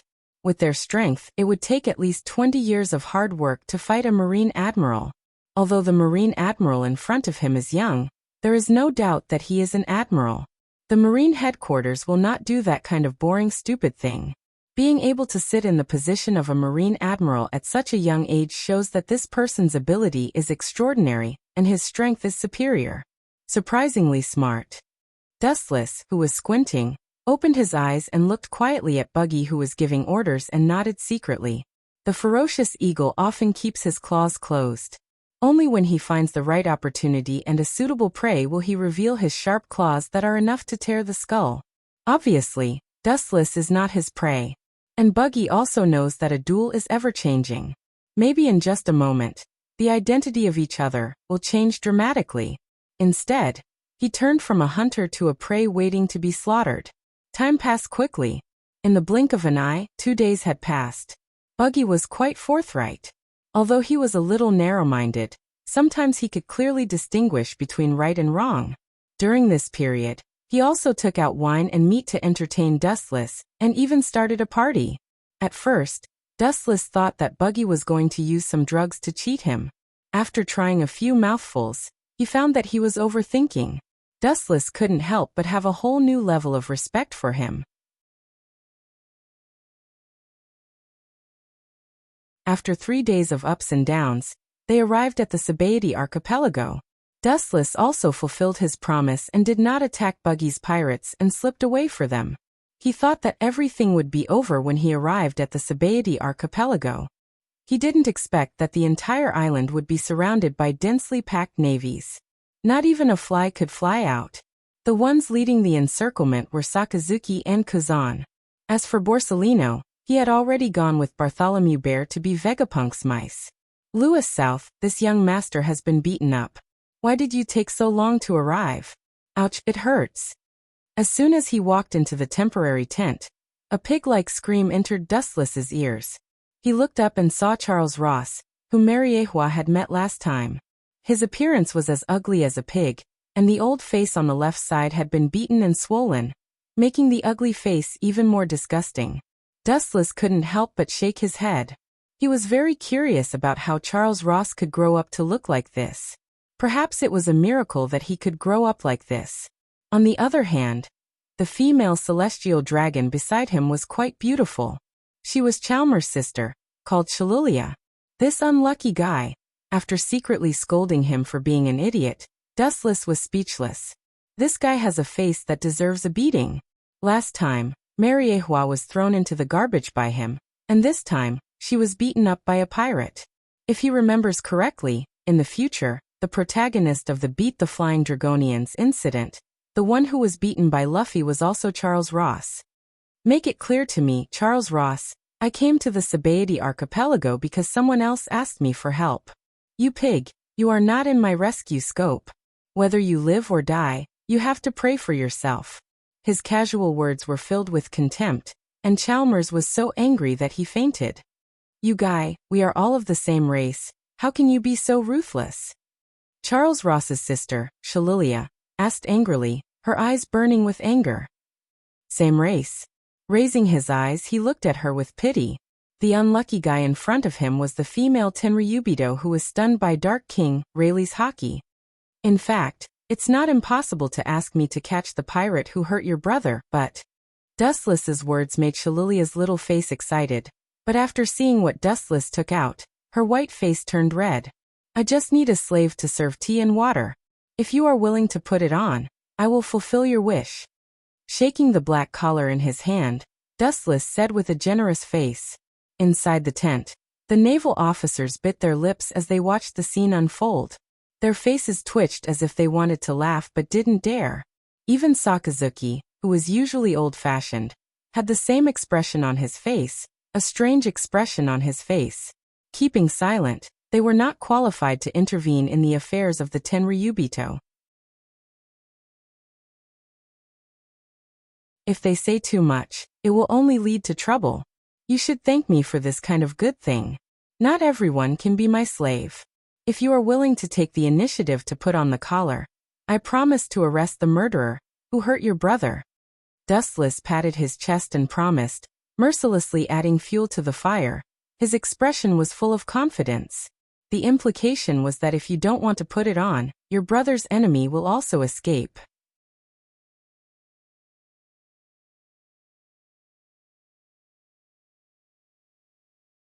Chapter 620. Shalulia's pretty face turned red, and she pointed to Dustless, who was sitting in a chair, biting her thin lips. She never thought that someone would dare to talk to her like this one day. To actually want her, a celestial dragon person, to be a slave, really daring. What made Shalulia most difficult to accept was Wu Chen's aggrieved appearance, as if he had suffered a great loss and suffered great pain. Shalulia almost wanted to vomit blood.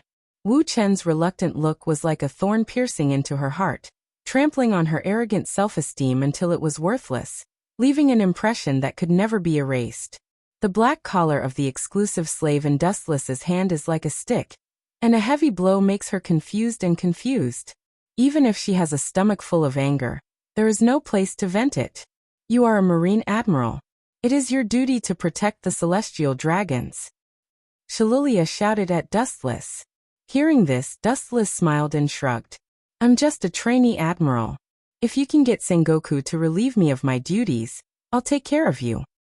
His indifferent look made Shalulia angry, and she felt like she had met a natural enemy. She was full of anger, but there was no suitable target to vent it. Celestial dragons will be beaten by a marine admiral, but celestial dragons beating celestial dragons is beyond the jurisdiction of the marine. What's more, Dustless himself is a celestial dragon and also a marine admiral. Even if she is unwilling, she can only endure it. Her brother was thrown into the garbage dump by Dustless. If she angered Dustless, she may be forced to become a slave. Thinking about it, Shalilia felt a chill. Is this how you Marines work? Useless waste. The angry Shalilia yelled at the Marines in the tent, making all the Marine admirals frown and quietly extinguish their anger at the same time. The exaggerated identity of the celestial dragons made them not dare to act rashly, and could only swallow their anger. Compared to your useless older brother, I feel that he's more like a piece of trash. No, at the very least, some pieces of trash still have value, while your older brother's value can be compared to a pig. No, at the very least, a pig can be slaughtered for a full meal, but eating your older brother is more fatal than eating poison. Dustless said indifferently as he looked indifferently at Shalilia. Dustless mercilessly mocked Charles, who had fainted from anger. Sakazuki and Kazan were afraid of the power of the celestial dragons, but he was not. Dustless had also killed a celestial dragon before, and he was still alive. You win. Every dog has its day. Just wait and see. Glancing fiercely at Dustless, Shalilia flew into a rage out of humiliation as she looked at Dustless's face. She waved her hand and gestured for her subordinates to take Chalmers, who was lying on the stretcher, away. She then turned around and left without hesitation.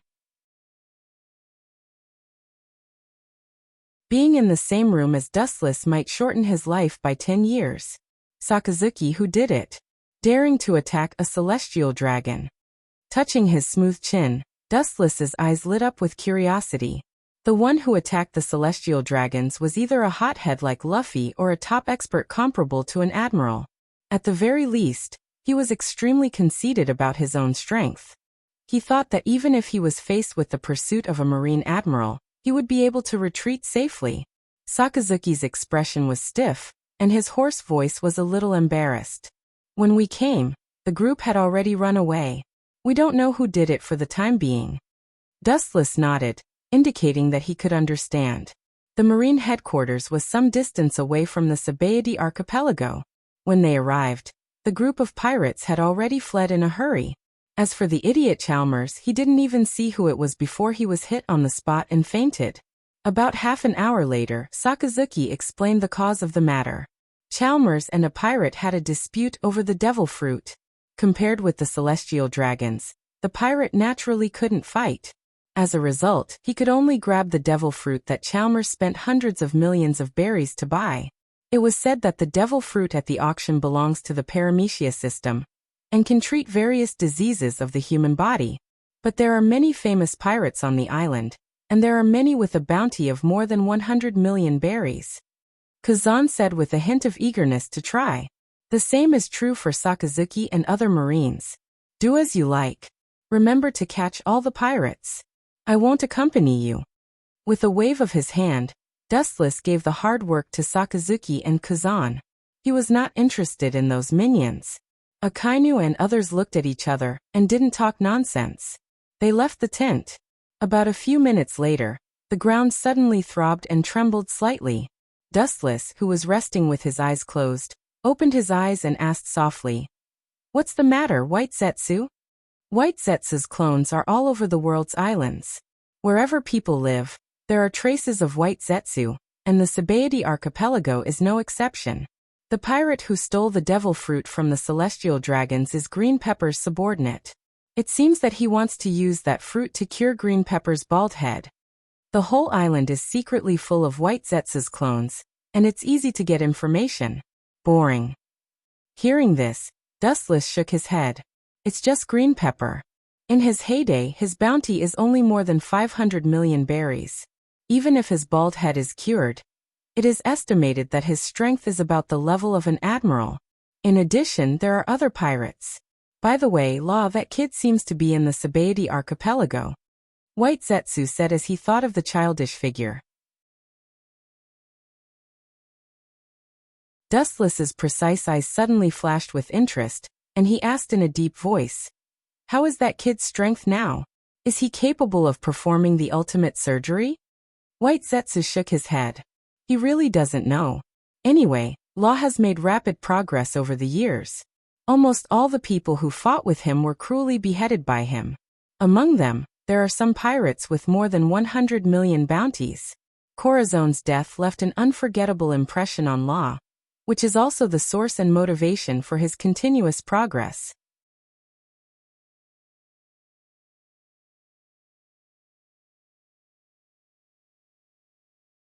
Chapter 621. With the arrival of dustless Marines who had only blocked the entire island, suddenly became rampant and turned from defense to active attack. For a time, the entire Sabaody archipelago became chaotic. The Marines from all directions rushed into the depths of the island like hungry wolves, and the chickens and dogs were restless. Pirates and Marines are two natural enemies. When they get together, they can only fight. If they don't fight to the death, it will be difficult for both sides to calm down. The hatred passed down from generation to generation has been settled for a long time. It really can't be resolved. Above the giant mangrove in the Sabaody archipelago, Dustless and White Zetsu stood on the branches and looked down at the battlefield in the distance. White Zetsu couldn't help but sigh. The product of yin-yang release is surprisingly sentimental. Turning his head, Dustless faintly said, "The person who created White Zetsu is him." White Zetsu just smiled. If the upper beam is not straight, the lower beam will be crooked. White Zetsu has no scruples. He knows Dustless's temperament, and will not make a big fuss over such a trivial matter. The implication is that the sentimental character is inherited from Dustless. Hearing this, Dustless just glanced at White Zetsu indifferently, and his calm tone was emotionless. "I haven't seen you for a while. I didn't expect you to have a sharp tongue." "Hey, this is also inherited from you." White Zetsu grinned. Everything he has was given to him by Dustless.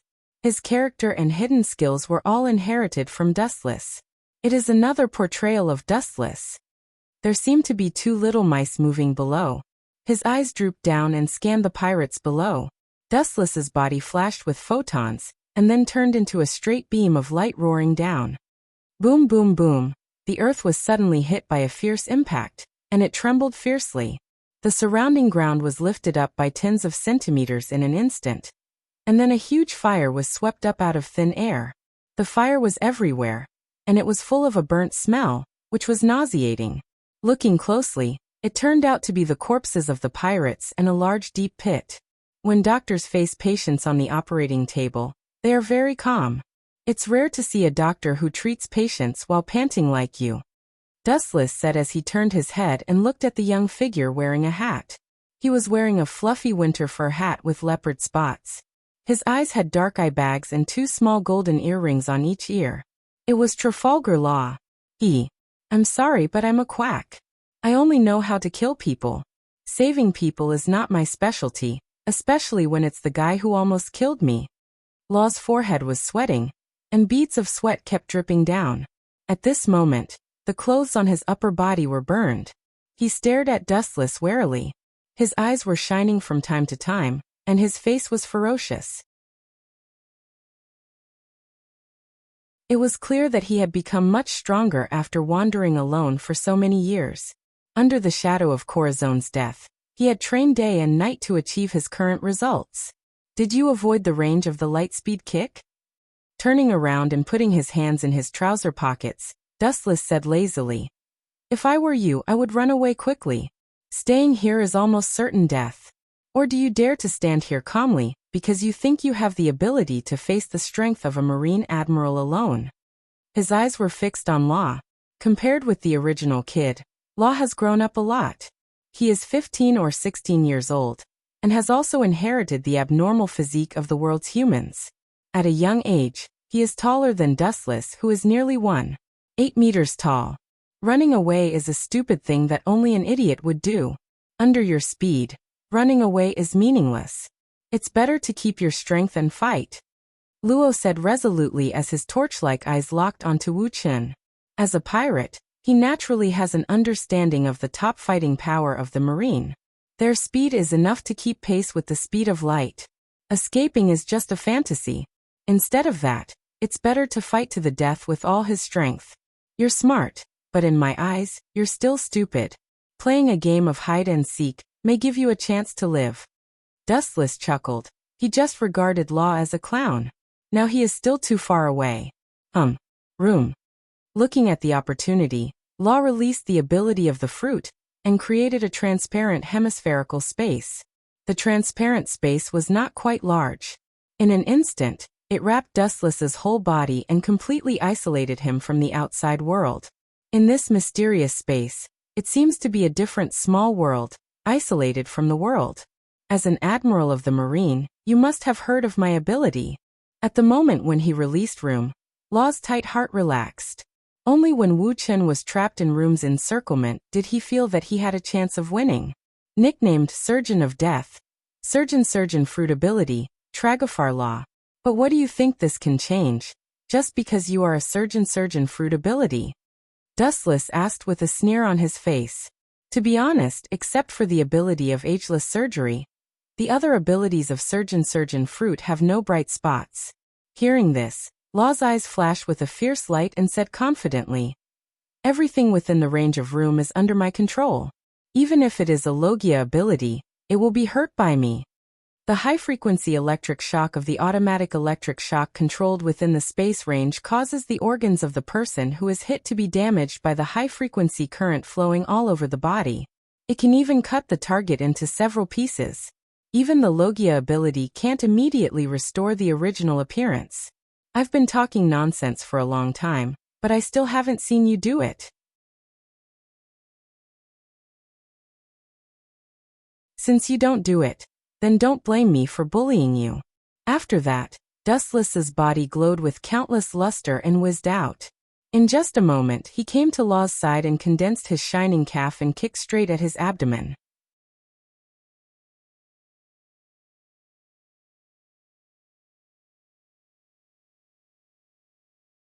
Chapter 622. Law's pupils suddenly shrank and he did not hesitate to put his hands in front of him. He was ready for the defensive impact, but the dazzling flash suddenly subsided, as if nothing had happened. It was strangely calm. Law was stunned and opened his eyes subconsciously.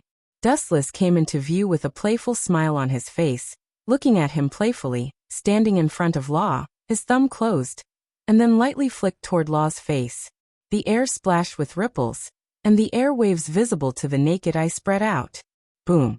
Law, who was caught off guard, was suddenly hit, and there were obvious bloated marks on his forehead. The blood-red scars were clearly visible. He suffered an unprecedented heavy blow. His face was as pale as paper, like a willow branch drifting with the waves in the storm. He was vulnerable. "Why is your strength just like that, Law? It seems that Corazon's death did not hit you hard enough, and your hatred is not deep enough, otherwise, you would not be so fragile." Looking at Law with disdain, Dustless shook his head sarcastically, and his face was full of naked disdain. "Your confident look just now, was it all for Corazon to see? I really feel sorry for Corazon." Hearing this, Law's eyes flashed with violent killing intent, his eyes turned scarlet, and he stared at Dustless unkindly. "This look is good, but your appearance is a waste of this sharp look. It gives people a feeling of blindness. That is, it's a slap in the face." Shaking his head hopelessly, Dustless looked at Law, whose face was getting darker and darker, and did not hesitate to add fuel to the fire. Once he thought that this kid could do immortality surgery, he would not hesitate to use genjutsu to control him. Wuxia was now able to be immortal and indestructible. His female confidants were still unable to reach this level. He could only control Luo to temporarily use it on one of them. This is also the fundamental purpose of Dustless's control of Law. This kid has no outstanding ability in other aspects. The reason why he is stimulated is to force out his strength and see if he has the strength to do immortality surgery. Now, clang clang clang. The wild sword in his hand was unsheathed and condensed into a cold light. Law's eyes were isolated from the world, like 10,000 years of ice and inhuman. Ah! Dustless made a frightened expression and looked at Law in fear. "I hope you can still be so smug later." With a livid face, Law lost his calm and roared angrily. Corazon is Law's reverse scale, and the person he respects the most. Just now he caught the contempt and disdain in Dustless's tone, which has indirectly aroused Law's killing intent. Room slaughterhouse. Aiming at the tiny loopholes in Dustless's body, Luo Yidao swept out. He thought that he could easily divide Dustless, but the unexpected scene made him stunned. Clang clang clang, Dustless stood quietly in the same place, without the slightest discomfort in his body, but there would be a roaring impact of steel, which could not shake him at all. It was extremely difficult to force Dustless to move his feet, let alone divide him.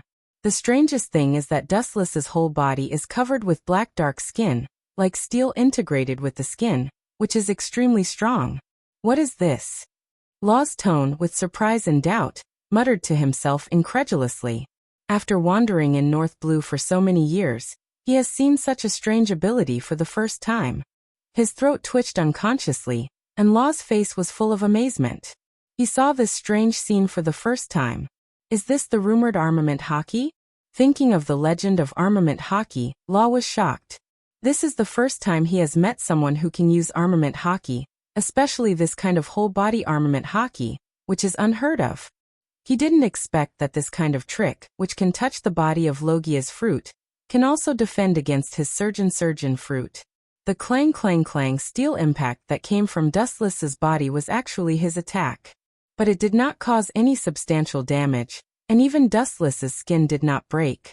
Your surgeon fruit is very good, it is invincible, but if you think you can defeat me with this special attack, it is tantamount to a fool's dream. Dustless, who entered the state of armament hockey, said indifferently, the ability of surgeon fruit is unsolvable. In the special space created by Law, everything is dominated by him. An armament hockey can be defended to a certain extent. In the future, Doflamingo will use armament hockey to defend against Law's slaughterhouse. Do you think your ability is invincible and you can do whatever you want? Every day there are many pirates on the Grand Line who think so, but they all end up dead.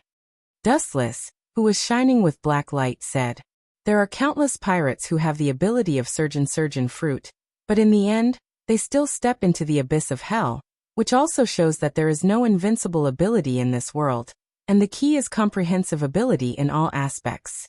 No, I can't die yet, I have to avenge Corazon. Law roared hysterically as he stared at Dustless, who was slowly approaching. Dustless didn't take a step forward, and his heart would be depressed and desperate. This monster with black paint and steel bones is enough to defend against all attacks. It is no different from invincible. His attack and defense are perfect. It is almost impossible to shake him. Fragile. Seeing Law's eyes flickering, Dustless had already guessed that he was exhausted and had done his best. Boom.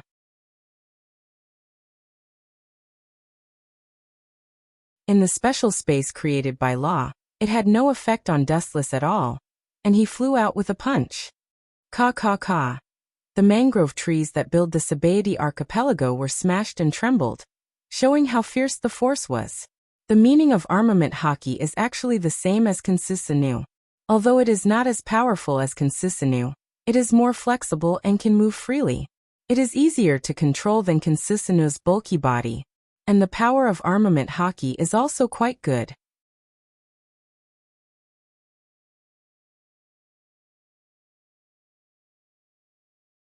Chapter 623. Although its power is not as great as that of Kansusanu, it also has advantages, each has its own strengths and weaknesses, and it all depends on the geographical environment. A place like the Sabaody archipelago may not be able to withstand the complete Kansusanu's knife, and it will be dismembered. There is no need to do that to an exaggerated extent. Cough cough cough. His throat couldn't help but vomit blood stains, and his abdomen was hit by Dustless's heavy punch, and there were already traces of depression, and he was only one step away from completely stepping into the coffin. If it weren't for Dustless's deliberate mercy, Law's abdomen would have become a bloody hole and been penetrated by the powerful force of armament hockey. Do you still want to stand up? Your willpower is strong.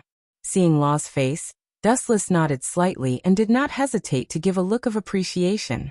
Although in the eyes of Dustless, Law is now as fragile as a sheep and can be killed at will, it is undeniable that this guy has been practicing hard all year round, and has honed the heart of a strong man. In the future, there will definitely be a place for him in the vast sea.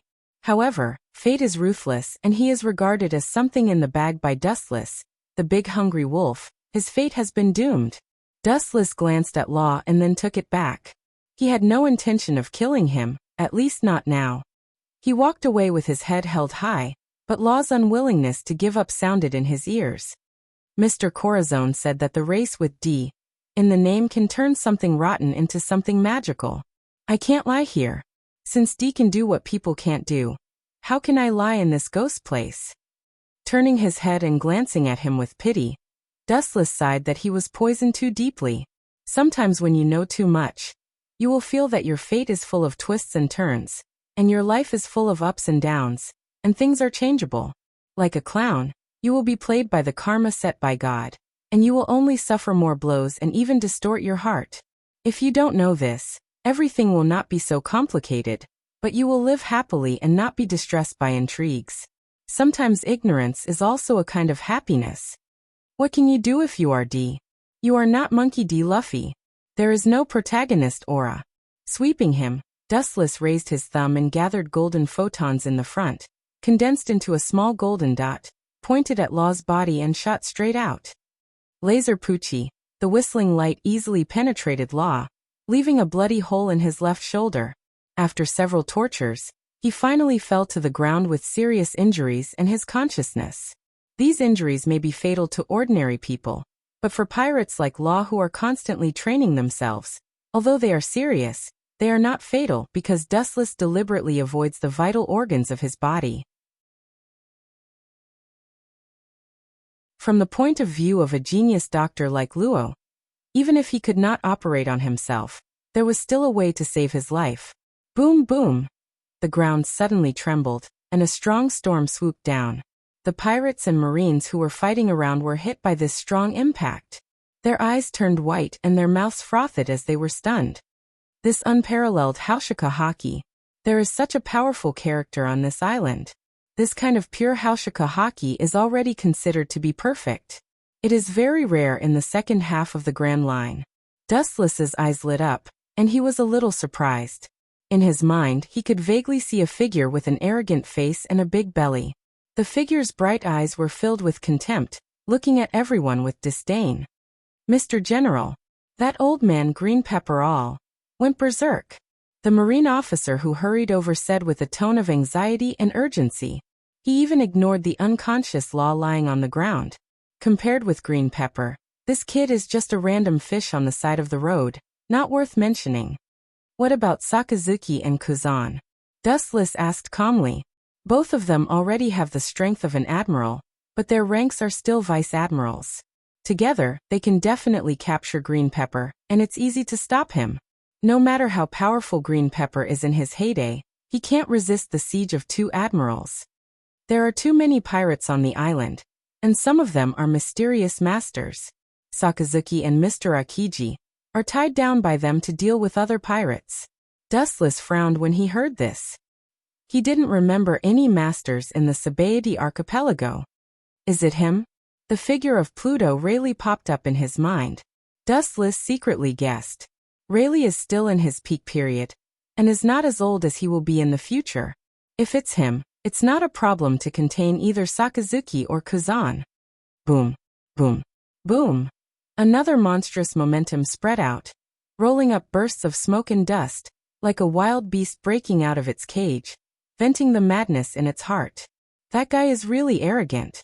Garp made him bald in the past, and he didn't learn anything. Now he's coming out to make trouble. Do you think I'll let you slip away like Garp? His eyes were cold, and his overbearing eyes looked through the dense forest. He saw a strong old man who could shatter the earth with a wave of his hand. It's worth mentioning that at this moment, Green Pepper no longer showed any signs of going bald. His head was like a sharp thorn. Dustless could even see the arrogant smile on his face. Green Pepper may be retaliating against Mr. Garp for leaving him a shadow. The Marine who came to inform Green Pepper said bitterly. Garp offended him, but he didn't dare to find trouble with him. Instead, he bullied these small fries. It's ridiculous. On the contrary, Wuxia looked at Green Pepper indifferently and sighed sadly. It's a pity that the head that just recovered is going to be bald again. In addition, he will be imprisoned in a dark place like Impel Down. But this is also his own fault. He can't blame anyone else. Dustless said to himself emotionlessly. If he was Green Pepper, he would run away immediately and stay away from this place.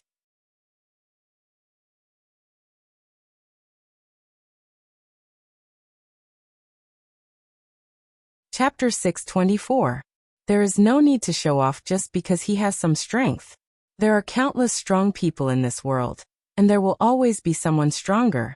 Now Don Chinjo is quite unlucky to meet Dustless, a butcher who kills without blinking.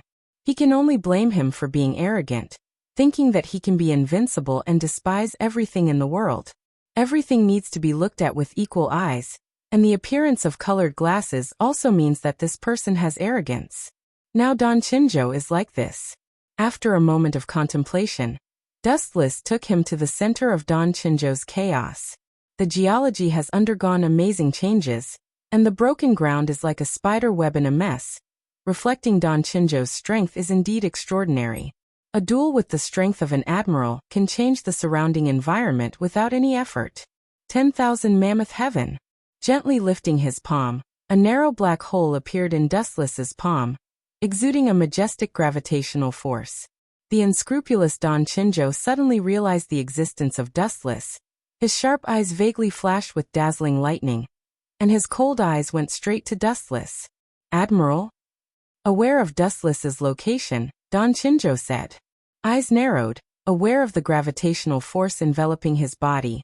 Don Chinjo's breathing stagnated, his face full of horror, sharp eyes looking at Dustless, full of vigilance.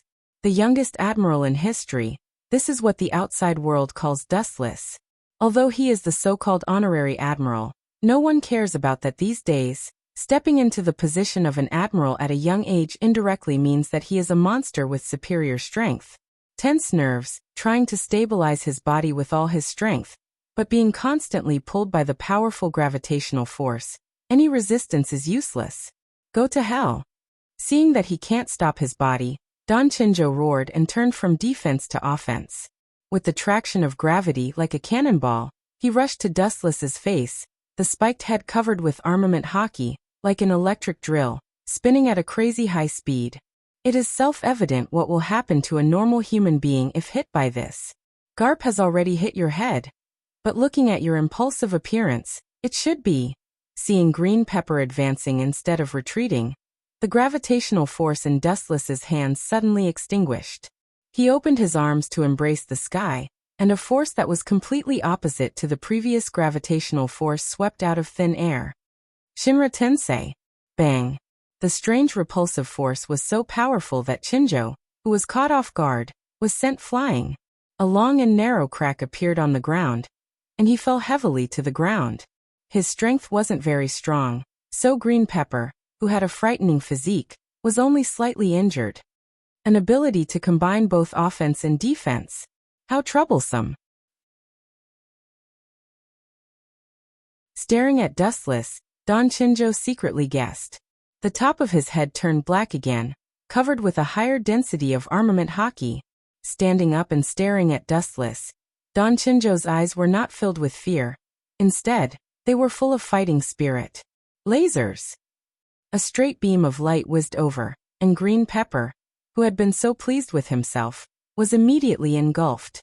His entire body was engulfed in flames, and his entire being was annihilated by the crimson flames. Sneak attack. You Marines are as despicable as ever. Chinjo's slightly angry roar came out of the fire, and then a dark giant stepped out of the flames. The powerful roar mixed with the presence of a domineering presence spread to every corner of the island. Sneak attack? Have you become so arrogant after recovering your full strength? Do you think you are worthy of my sneak attack? A ghostly whisper, without warning, rang in Chinjo's ears. Suddenly, he turned his head and saw a golden calf whizzing over. Light speed kick. The voice was full of ruthlessness, and the power condensed on the foot was full of indifference. A merciless kick fell, and Chinjo was suddenly nowhere to be seen. Boom boom boom. The black shadow that was kicked out hit a large building, and in an instant, It was smashed into pieces and turned into countless broken walls. Chinjo was lying among them, and it was unknown whether he was dead or alive. It's not a sneak attack, you must have realized. Your huge body is not enough to keep up with my speed. As for the sneak attack, you are just deceiving yourself. The cold voice spread out. Dustless said expressionlessly. Human reaction nerves are limited, and the speed of light is beyond the scope of human seriousness. Even if he can perceive the existence of Dustless through observation haki, he can't keep up with his attack frequency. It will create the illusion of a sneak attack, but in fact, Dustless is rushing in a straight line. Dustless's speed is too fast, and it is not an exaggeration to describe it as 10,000 miles in a glance. Although the distance of movement is limited, in Chinjo's eyes it is such an exaggerated speed. Through observation haki, he can predict and even locate Dustless's foothold, but he can't make a counterattack to keep up with the speed of light frequency. In particular, Chinjo's body is huge, and it is more difficult for him to move. Boom boom boom. A golden brilliance suddenly rose into the sky, full of dangerous fluctuations, and then scattered like a storm, and the broken walls that Chinjo was buried deep in instantly turned into ruins. It turned into negligible powder floating in the sky. The power of the light speed kick is obviously not comparable to the laser, and there are obvious bloodstains on Chinjo's left shoulder, and there are traces of depression. Looking at Dustless angrily, Chinjo's killing intent is obvious. Even if you stare at me so fiercely, I won't be merciful. Golden photons appeared all over his body, and in an instant he turned into a flash of light, and then swept straight into the sky. The photons floating in the air recombined and condensed, and Dustless's face appeared. The dangerous light condensed in the palm of his hand, covering an unprecedented vast area. And anyone who is shrouded in the golden light will feel a sense of horror. Yasakani no Magatama. After a while, the flash poured down like a rainstorm, and the number of boundless flashes can't be calculated, and the whole sky was dyed with a dazzling golden color. Armament haki hardening. Seeing this, Chinjo's face twitched and his face turned green. He did not hesitate to use his whole body's armament haki to defend himself. This kind of horrible attack made it meaningless to escape.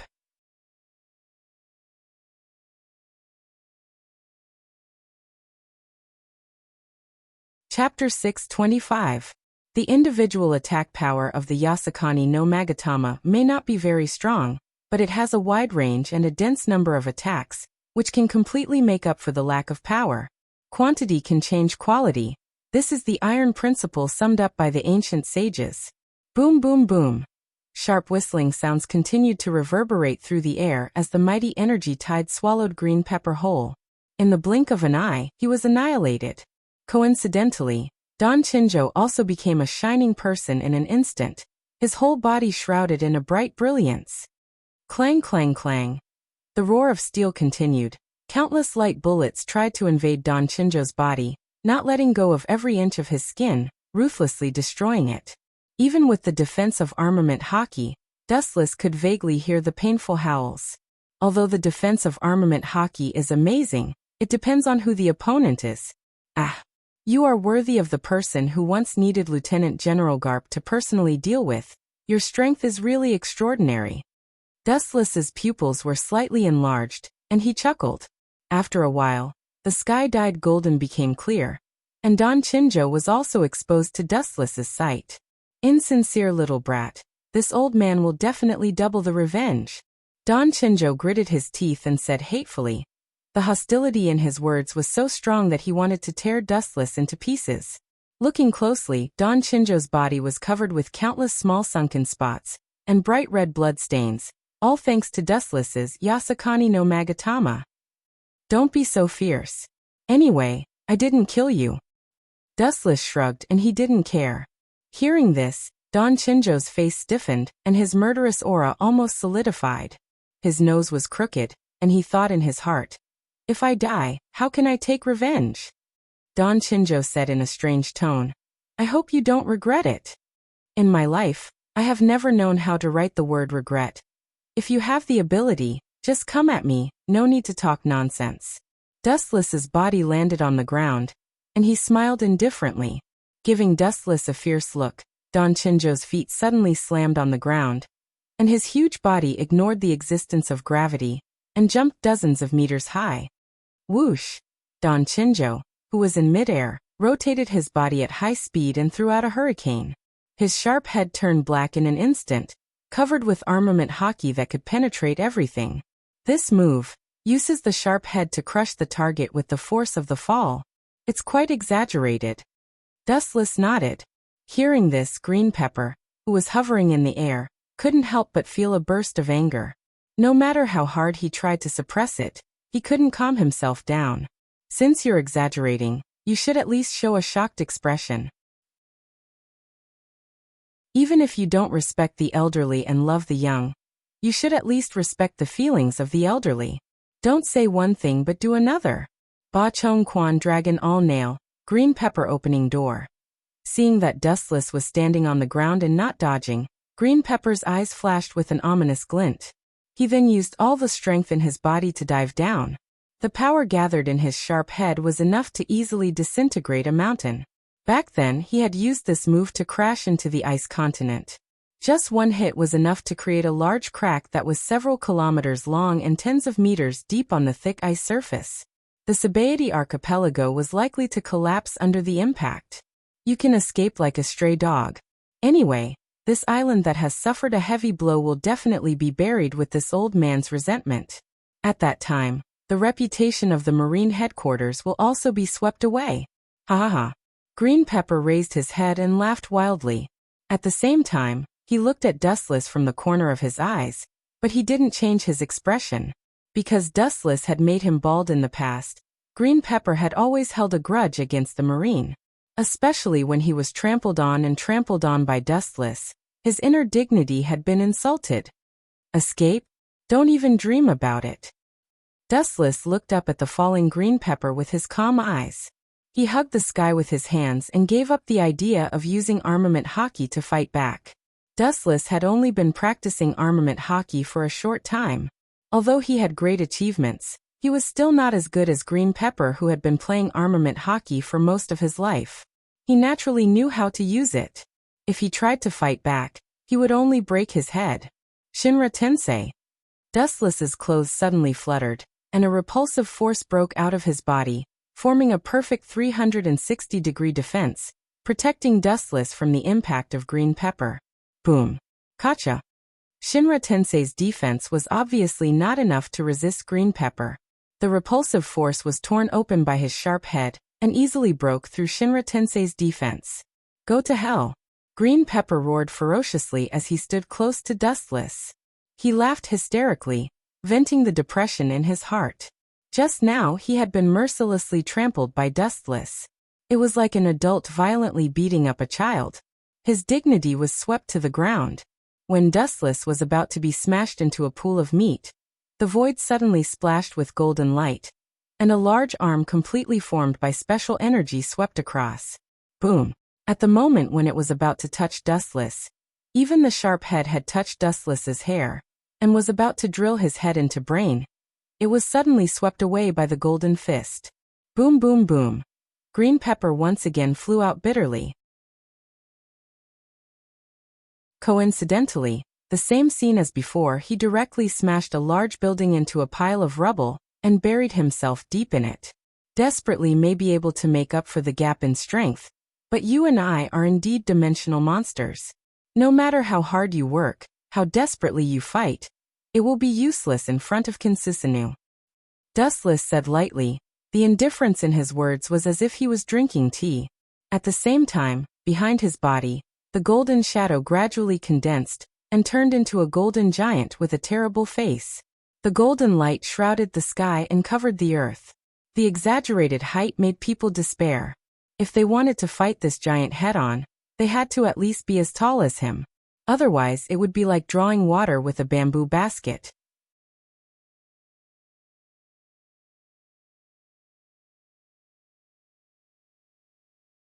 Chapter 626. The mighty and extraordinary giant covered Dustless. The simple and heavy armor was clearly visible, covering the giant's body. However, this giant was obviously not at its peak state. It was more like a miniature version. Some of its limbs were obviously incomplete. But even so, her exaggerated figure still made people feel terrified and hopeless. The evil golden light was beyond imagination. Under the cover of the light, one would feel suffocated. The mighty and extraordinary iron fist was enough to smash a large mountain. Can you stand up this time? But it seems that you can't. Dustless sighed as Green Pepper under the ruins did not move. He had tried his best to control Consisinu's strength. He was hoping that this strong old man could play for a while, but it seemed that Dustless thought too much. Kaka. There was a throbbing sound from the ruins, and then it collapsed one after another. Then Green Pepper could be seen crawling out of it. He was in a mess, and his whole body was bleeding. His bloody appearance was as if he had just run out of a pool full of blood. It's really scary to look like this. It seems that you still want to continue to fight. Why don't you just lie on the ground and wait for me to put the iron cuffs on you, and then escort you to Impel Down? Dustless sighed in distress. There was a world of difference between them, but he still struggled and suffered physical pain. Why should he ask for it? How can I just stand there and wait to be captured? This old man also has a dream dash. Boom boom boom. Before Green Pepper's voice fell, the golden rainbow fell from the sky and forcibly suppressed him. The bright light mercilessly crushed Green Pepper's huge body, pressing him into the ground. Kaka. Unable to withstand the brutal force, the ground constantly cracked and trembled. The huge cracks crazily swallowed the surrounding ground, mercilessly destroying the surrounding environment.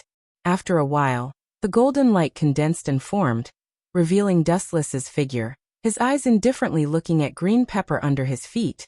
His eyes were as cold as ice. People who talk about dreams are people who have the same strength.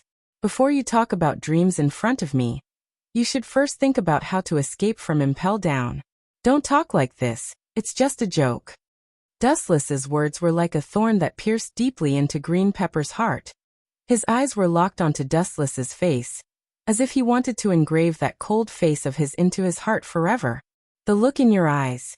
Is that a silent protest? Dustless asked as he stared at Green Pepper's eyeballs, which were about to pop out of their sockets. Hearing this, Kon Chinjo seemed to have accepted his fate. He removed the armament hockey state, revealing his bloody body. Between his words, he was exhausted. I used to hear that the new Marine Admiral was a monster. I always thought it was an exaggeration. Now it seems that it is not a lie. Gasping, Don Chinjo said inexplicably. Dustless couldn't help but raise his eyebrows, indifferently looking at Don Chinjo under his feet. What do you want to say? He always felt that this guy's words had a hidden meaning. Don Chinjo's eyes were vaguely sneering, which made Dustless's eyes flash fiercely. A mere stray dog dares to be so arrogant. Ka ka ka. With a sudden force on one foot, there was a crisp roar. Dustless mercilessly stepped on Don Chinjo's head. His originally sharp head was once again stepped back to its original shape by Dustless. He turned back to the bald man of the past. If that's the case, you should be more obedient. If not, I don't mind adding some more meat. Dustless sneered as he looked at Don Chinjo's limbs with cold eyes. Boom boom boom. The sound of countless cannons suddenly spread, and the sea around Sabaody was densely packed with pirates, mercilessly shelling the entire Sabaody archipelago. Indiscriminate shelling covered the entire island. Ordinary civilians are also being targeted. Seeing this, Dustless slightly frowned. This intensive shelling, including the ordinary civilians who were not involved, was also involved in this huge shelling. Aware that his head returned to its original shape, Don Chinjo's killing intent rose, and he was about to fight with Dustless again, but the stinging pain all over his body made him grimace in pain. He intended to resist, but he couldn't launch a sneak attack. Civilians? So what? This old man is a pirate, not a marine.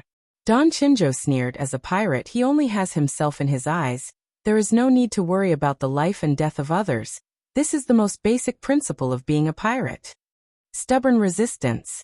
Don Chinjo hopelessly glanced at Don Chinjo. If he didn't guess wrong, those battleships that shelled the Sabaody archipelago were Don Chinjo's subordinates, or pirates attached to them. Leave it to me, just freeze all of them. At this moment, Kazan's slightly tired voice came, and his tone was full of exhaustion. Dustless's face was full of doubts. Kazan's strength was almost the same as an admiral, but his tired appearance, and even the corners of his clothes had many holes. It was obvious that he had encountered a top powerhouse. Your state. What the hell is going on? Hell King, Rayleigh should be restrained by Sakazuki. Staring at the slightly embarrassed Kazan, Dustless was puzzled. On this island, only Hell King, Rayleigh is a top powerhouse in the future. When he was old he could fight Kizaru, and now he is still young, naturally he can fight Admiral. This? Kazan's expression was stiff, and there was a flash of embarrassment. He scratched his head and said, "Suddenly a guy with a red nose attacked me. That guy's ability is very strange. His body can split into 4 or 5 parts." Thinking of that strange ability, Kazan was quite surprised. Red nose. Split into 4 or 5 parts. This time it was Dustless's face that was strange, a red nose that split into 4 or 5 parts. This is obviously the great god Bucky. Then on second thought, Dustless was relieved. Anyway, he was also a crew member of One Piece and had been through hundreds of battles. It was normal for him to hide his strength and scheme. The crew members who used to follow the Pirate King were all first-class experts. The last time he rode on Bucky's battleship, Dustless vaguely felt that there was something wrong with the old guy.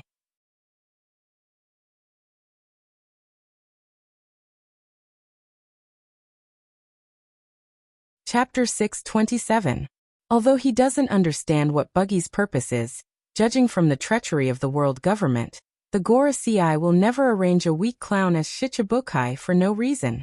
There must be some unknown secret in it. After hearing Kazan's words, Dustless suddenly realized that the situation around Buggy the Clown was indeed somewhat illogical.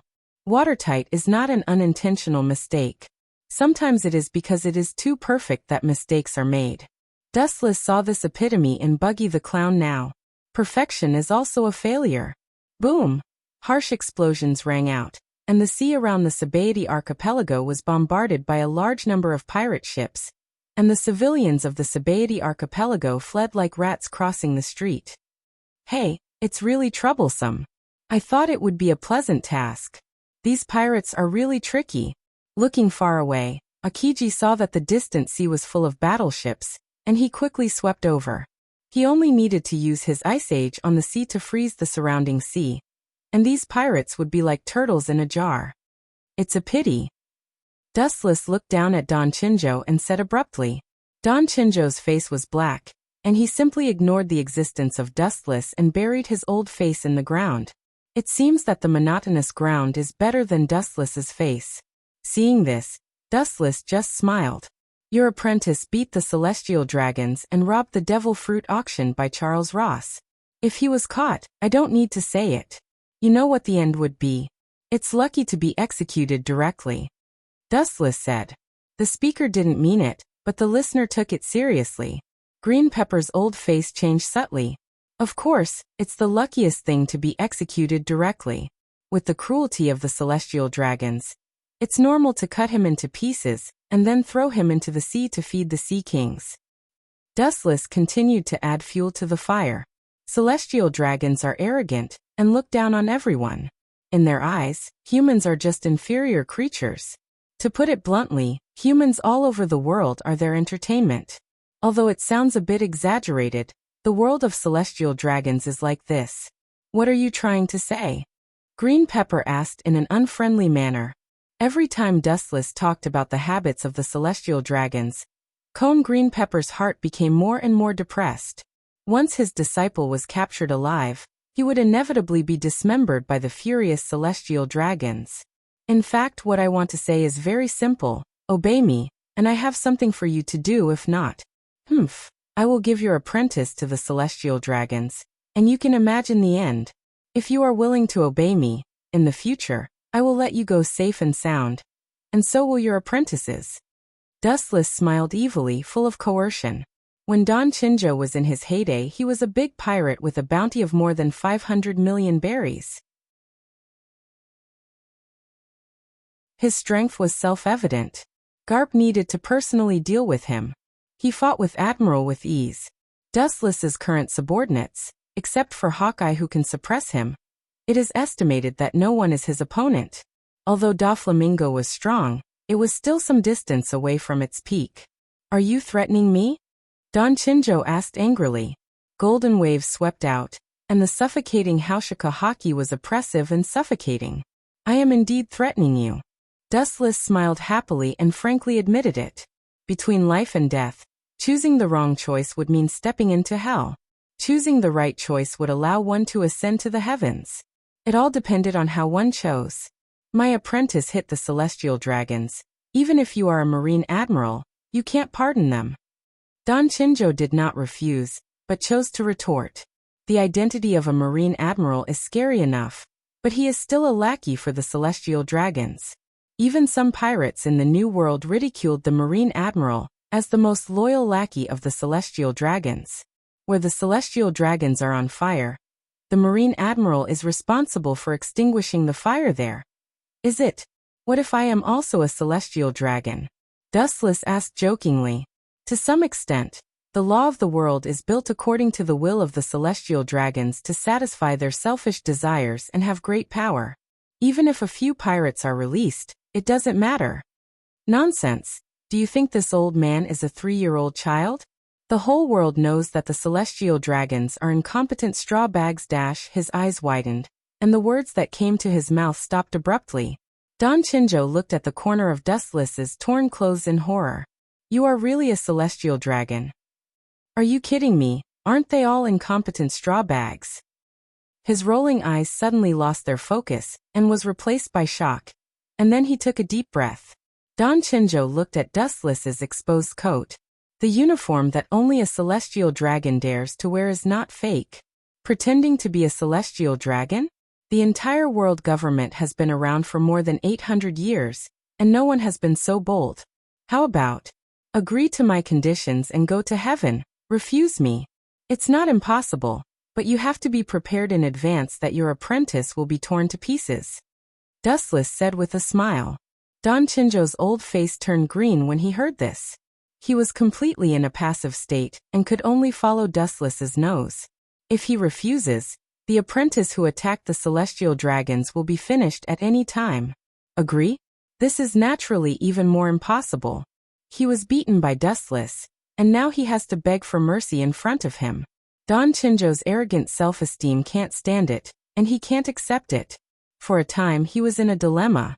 It was like a person suddenly beating you up, and then using despicable means to make you be his obedient son. Moreover, it was the kind that you had to be.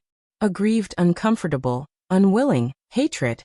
All kinds of expressions solidified on Don Chinjo's face. For a moment he almost vomited blood. He has never felt so resentful in his life. As an admiral of the marine, how can you be so despicable? Don Chinjo asked angrily. In his heart, he was so angry that he cursed. This kind of person should be killed by a heavenly punishment. The marine who boasted of absolute justice unexpectedly produced such a shameless and dirty villain like Dustless. God is simply blind.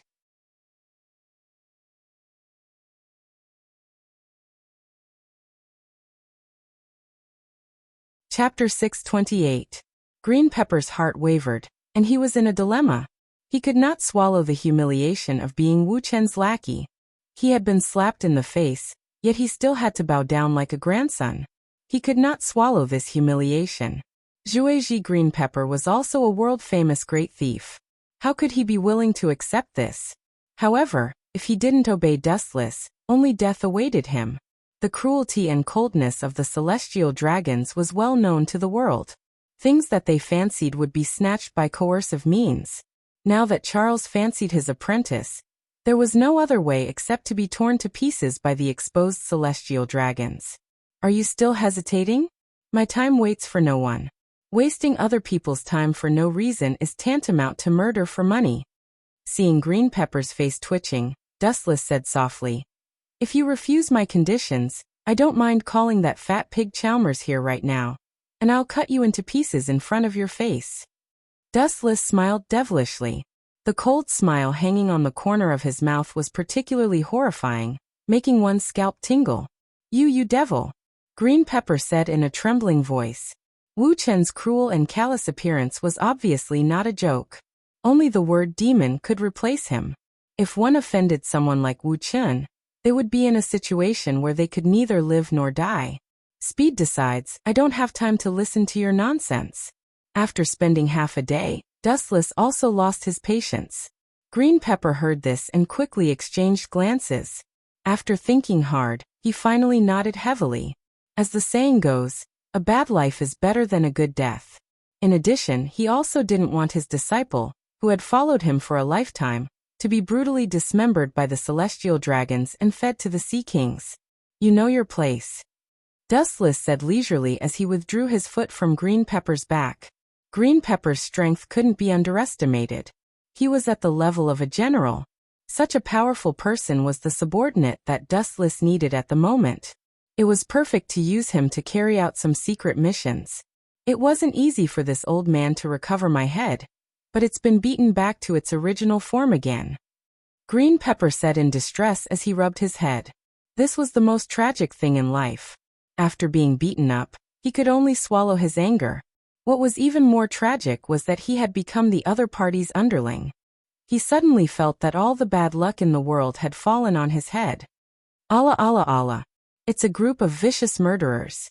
If I don't take care of you, the marshal won't let me off easily. On the shore of the Sabaody archipelago, Kazan frowned. Pirates were hateful, and this group of people who slaughtered weak civilians were even more hateful in Kazan's eyes. Bullying the weak and fearing the strong was also the type of people he hated the most. With a leap, 2 icicles extended from his arms and smashed into the sea. I say on. As Kazan's voice fell, the entire surface of the sea suddenly froze into ice. The ice quickly spread in all directions and froze the entire sea in an instant. The boundless area was stupefying, and the rumbling of the cannons stopped abruptly. This old man has seen that little devil before. Dustless and Don Chinjo were secretly watching the movements on the sea. Don Chinjo recognized Kazan at a glance. When he fought with Garp, he was there. His superb freezing ability was world famous. I've never seen a pirate flag. Where did this clown come from? Eyebrows slightly raised, Dustless puzzled. At first, he thought that this was Don Chinjo's subordinates, but now it seems that he thought too much. A pirate flag that he had never seen before was obviously a passerby type. There are many people in the Sabaody archipelago. This old man only brought a few apprentices. Before, I said that I would bombard the Sabaody archipelago, but this old man was just fooling the Marines. Don Chinjo said proudly. The apprentices who came with him had been secretly arranged to leave. Don Chinjo was wearing large black handcuffs. Before, he had beaten Dustless to the point where he couldn't fight back. Naturally, he couldn't just let him go. He needed the right opportunity. The mission has been completed. Only this group of minions is left. His eyes swept straight into the distance. The frozen ships in front of them could no longer move. They were like turtles in a jar. They could be annihilated anytime and anywhere. The distance is quite far. Let me send you on your way. This lonely and boring mission should be over. Wu Chen's eyes turned, emitting a clear and cold light. Suddenly, several green spheres floated behind him. It was very mysterious. At the same time, Dustless's body also changed and was swallowed by an emerald light. If you can die under this move, you can rest in peace in the underworld. When his voice fell, several green beads behind him floated in front of Dustless and then strangely liquefied, turning into a bright golden light condensed in Dustless's right hand. Don Chinjo's pupils suddenly shrank. Although the light in Dustless's hand was very small, it gave him an unprecedented sharpness. It seemed that the whole world could be split. Stop here.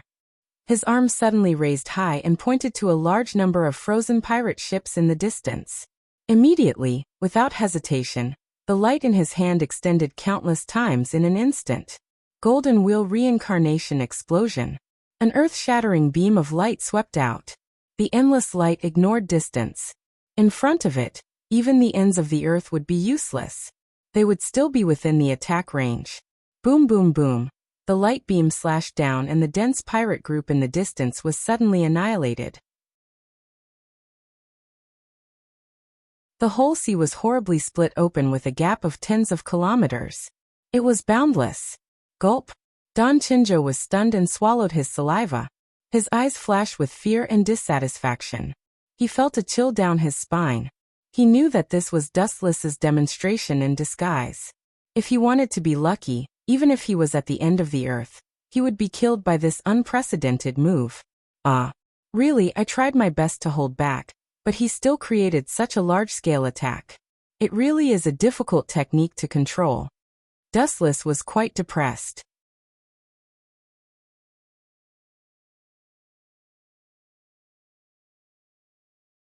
Chapter 629. Trying to hold back, not going all out? Green Pepper's old face turned green. Dense black lines hung on his forehead. He cursed in his heart as the corners of his mouth twitched. He clenched his teeth tightly to prevent himself from being killed by Dustless if he roared out loud. This guy is too annoying. Not only did he destroy all the pirates in one move, but he also said that he was trying to hold back, not going all out. Especially Dustless's reluctant look made Don Chinjo uncomfortable. And he couldn't help but feel injustice for the group of people who were killed by Dustless, killing all the pirates of others, but in the end he looked like he was wronged and couldn't exert his full strength. It's really despicable. Don Chinjo shook his head. Maybe after his subordinates and himself were killed, Dustless would have the same expression. In that case, it would be too unfair to die. Looking straight ahead, the sea that was frozen by Aokiji before had a giant crack of tens of kilometers in length. The whole sea was strangely separated and couldn't heal. This incredible scene was scary, worthy of being the youngest admiral. Kazan ran over and flattered with a smile on his face. It seemed that only the smile on his face could hide the shock deep in his face. This shocking attack was beyond the imagination of the world. Even if the Pirate King came back from the dead, he may not be able to do such a terrible thing. Kazan felt a chill run down his spine when he thought of the several dozen kilometer-long crack in the sea. He looked at the scattered sea surface with fear and trepidation. If it hit a person, that guy Sakazuki doesn't seem to be done yet. But that's right, the opponent is Rayleigh, he should be suppressed miserably. Kazan chuckled, and there was a hint of schadenfreude. Water and fire are two elements that are difficult to coexist, and Kazan and Sakazuki are quite incompatible now. The ideas of the two were completely opposite. In order to maintain the rule of the government, Sakazuki could sacrifice anyone. Compared to the benevolent and lazy Kazan, it was a world of difference. It was also destined that the two would have sparks in some areas. I don't think he's much better. Nether King is still young and full of energy. Sakasuji might not be his match. Dustless analyzed, his eyes sparkling.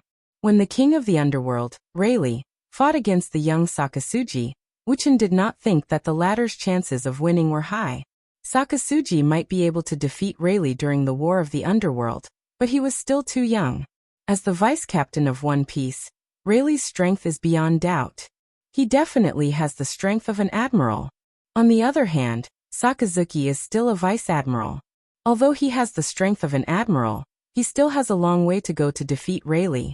As for Don Chinjo, he was already escorted to the battleship by the Marines.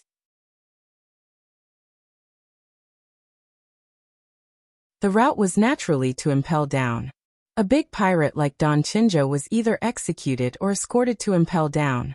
However, Dustless had already secretly prepared something for him to escape. Time flew by, and in the blink of an eye, another 4 hours passed quietly. The sun had already set, and the fiery red clouds of dawn covered the world. The seawater was exceptionally beautiful. What are you looking at? Haven't you seen me injured? In the temporary tent, Sakasuji roared in a hoarse voice. He always felt that these marine soldiers were looking at him strangely. His temper was already quite irritable, so he suddenly roared. Dustless looked at Sakasuji playfully. If he could, he would have taken a picture of him right now. His crimson suit was full of holes, and there were clear bloodstains on his arms. There were some bloodstains at the corner of his mouth. The flamboyant corsage he wore was also half burnt. No wonder Sakasuji was so pissed. That damn old man is as strong as a sea king. Sakasuji showed a rare look of shock. Rayleigh's powerful physical strength was beyond his imagination. In terms of physical strength, only the Marine's hero Garp could beat Rayleigh. Dustless nodded undeniably and then said, "Don't worry about Rayleigh. That guy has retired from the world. If we don't take the initiative to provoke him, he shouldn't take the initiative to trouble us." Kazan and Sakasuji also nodded. The reason why they met Rayleigh this time was because Sakasuji was on a whim. As a result, they were suppressed by the young and energetic Rayleigh. The current 3 admirals are still weak, and there is a gap between them and the future. Otherwise, they would be equal to Rayleigh. The task given by Sengoku has been completed. You go back to the Marine headquarters. I should go back to Mariehua. Hearing this, Sakasuji and Kazan both showed envious eyes. As a celestial dragon, Dustless moved freely and unrestrained. He was much more leisurely than their busy officers. They couldn't find the right time to be lazy. After about an hour or so, the entire Sabaody archipelago finally returned to quiet, and the big and small pirates were cleaned up. During this period, Charo's sister, the female celestial dragon Shalilia, came to ask for Don Chinjo and others. As a result, she was collared by Dustless in a strange way. In the end, she ran away crying in fear. She didn't even have time to take off the collar on her neck. Wu Chen's reputation was in disarray. He could really do such a crazy thing to find a female celestial dragon as a slave. Dustless was helpless. At night, a biting cold wind blew from the sea, and the marine battleship escorting Don Chinjo quickly sneaked away. "Are you finally here? I'm dying of anxiety. Impel Down is not a place for people to stay." On the mast, Don Chinjo, who was shackled with iron chains, suddenly opened his eyes and looked at White Zetsu, who suddenly appeared in front of him. He was really afraid that Dustless would play with him and take him to Impel Down. In that kind of dark place, it is extremely difficult to breathe. "Dustless, Sama will not forget what he promised you." Glancing at Don Chinjo, White Zetsu opened the iron shackles that bound Don Chinjo.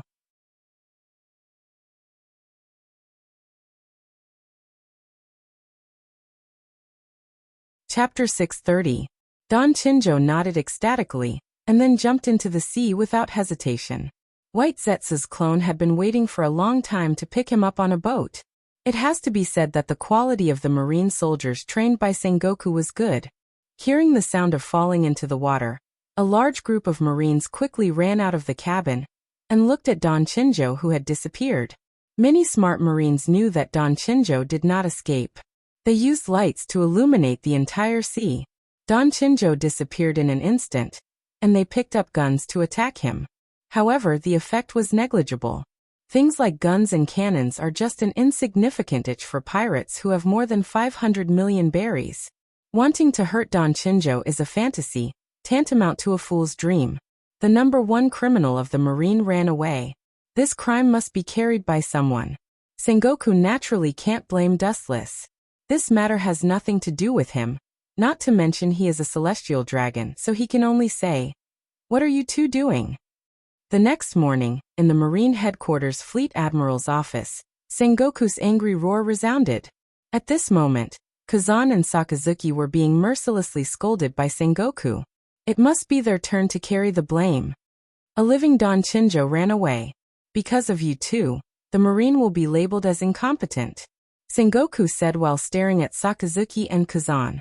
If Don Chinjo was an ordinary criminal, it wouldn't be a big deal. With such an unprecedented strength, there is no doubt about the destruction he made. What made Sengoku gloomy the most is that he spent a lot of money to ask Wu Chen to come out, but in the end, Don Chinjo ran away. The Marine headquarters didn't even get a chicken feather in the end, and because of Don Chinjo's escape, they will be labeled as incompetent and useless. Just thinking about it made Sengoku's stomach ache. It's ridiculous. How did that guy do it? I remembered to lock him in handcuffs and shackles, and because I was worried, I tied his whole body with a special iron chain. Kazan was puzzled. Sakazuki frowned and nodded. Obviously, he also had deep doubts about this accident. The cooked duck flew away. It was more uncomfortable than eating 10 pounds of flies. Did I deliberately let him go? Sengoku rolled his eyes and asked with an angry smile. Waving his hand, Sengoku was too lazy to waste his breath. Don Chinjo has run away, and it's useless to reprimand Kazan and Sakazuki. After a while, I can authorize the three to be admiral. Sengoku secretly decided. If it wasn't for the unexpected incident in the Sabaody archipelago, Borsellino and the others might have already been marine admirals. Now that Don Chinjo suddenly appeared and disappeared, Sakazuki and Kazan's perfect achievements left a stain. Rashly being promoted to admiral will definitely be a problem. Naturally, Sakazuki and Kazan. Okay, you can go back. Sengoku tiredly ordered them to leave. For a moment, he gave people the feeling that he was older by more than 10 years, and they could vaguely see the white hair on his temples. Suddenly, they felt that taking over the position of Marine Fleet Admiral was the biggest mistake in their life. Sakazuki and Kazan did not waste any more words and turned to leave. Angering the fuming marshal was akin to setting fire to himself. Seeing Sakazuki and Kazan leave, Sengoku's face suddenly began to turn gloomy again. In fact, he also believed in the two. Sakazuki and Kazan, as well as Borsellino, were his confidants. Damn bastard, don't let me know who did it in the end if not. With a snort, Sengoku's killing intent soared into the sky. Mariehua. Compared with the depressed Sengoku, Dustless was much more relaxed, basking in the sun leisurely and in a good mood. The plans at hand were carried out perfectly according to his plan. The first was Doflamingo, who became the king of Dressrosa. Although the kid's means were extremely bloody, the effect was good. He easily controlled the wind direction of the whole Dressrosa, completely led public opinion in his direction, and poured all the dirty water on the former King Luke. During this period, several pirates rashly invaded Dressrosa, and were annihilated by Doflamingo's overwhelming strength, which encouraged the civilians who had been tortured by pirates for a long time, and Doflamingo's prestige also improved a lot. Those fools are really easy to deceive. Doflamingo just found a few actors and fooled them. After listening to White Zetsu's report, Dustless, who was leisurely basking in the sun, was speechless. The so-called invading pirates were actually actors hired by Doflamingo. However, such a simple trick worked amazingly and successfully eliminated the inner resistance of the residents of Dressrosa. How is the production of the artificial devil fruit going? Dustless asked. All the information about the bloodline factor has been sent to Caesar. The artificial devil fruit is progressing rapidly, and he heard that the finished product has recently come out. White Zetsu was suddenly in a dilemma. His eyebrows squeezed together, but he still gritted his teeth and said, "The finished product has come out, but there are still side effects for the time being. People who eat it will die in a few days." It's no wonder that White Zetsu is in a dilemma. This is far from Dustless's plan for mass production. But even so, the artificial devil fruit has been secretly sold by the black-hearted Doflamingo. Whether they live or die is not something he can control. Die in a few days after eating it? It has such an effect. Hearing this, Dustless raised his eyebrows slightly. In his previous life, he didn't hear that the artificial devil fruit had such side effects. If he didn't know that Caesar was timid and sincerely attached to him, he would really think that this was a trick played by Caesar. Dustless nodded slightly. He also knew that he was too hasty. Scientific experiments can't be sloppy. The smallest mistake can lead to the collapse of the whole process. Enough time is needed to make up for it. You're tuning in to the Li Mei's Wuxia Whispers YouTube channel. We're so grateful for your support, and don't forget to subscribe to join us on this incredible journey through captivating stories. Your generosity through donations truly makes a world of difference, as it's the primary source of revenue that allows me to expand and enhance this channel for you. Thank you from the bottom of my heart for being a part of this adventure.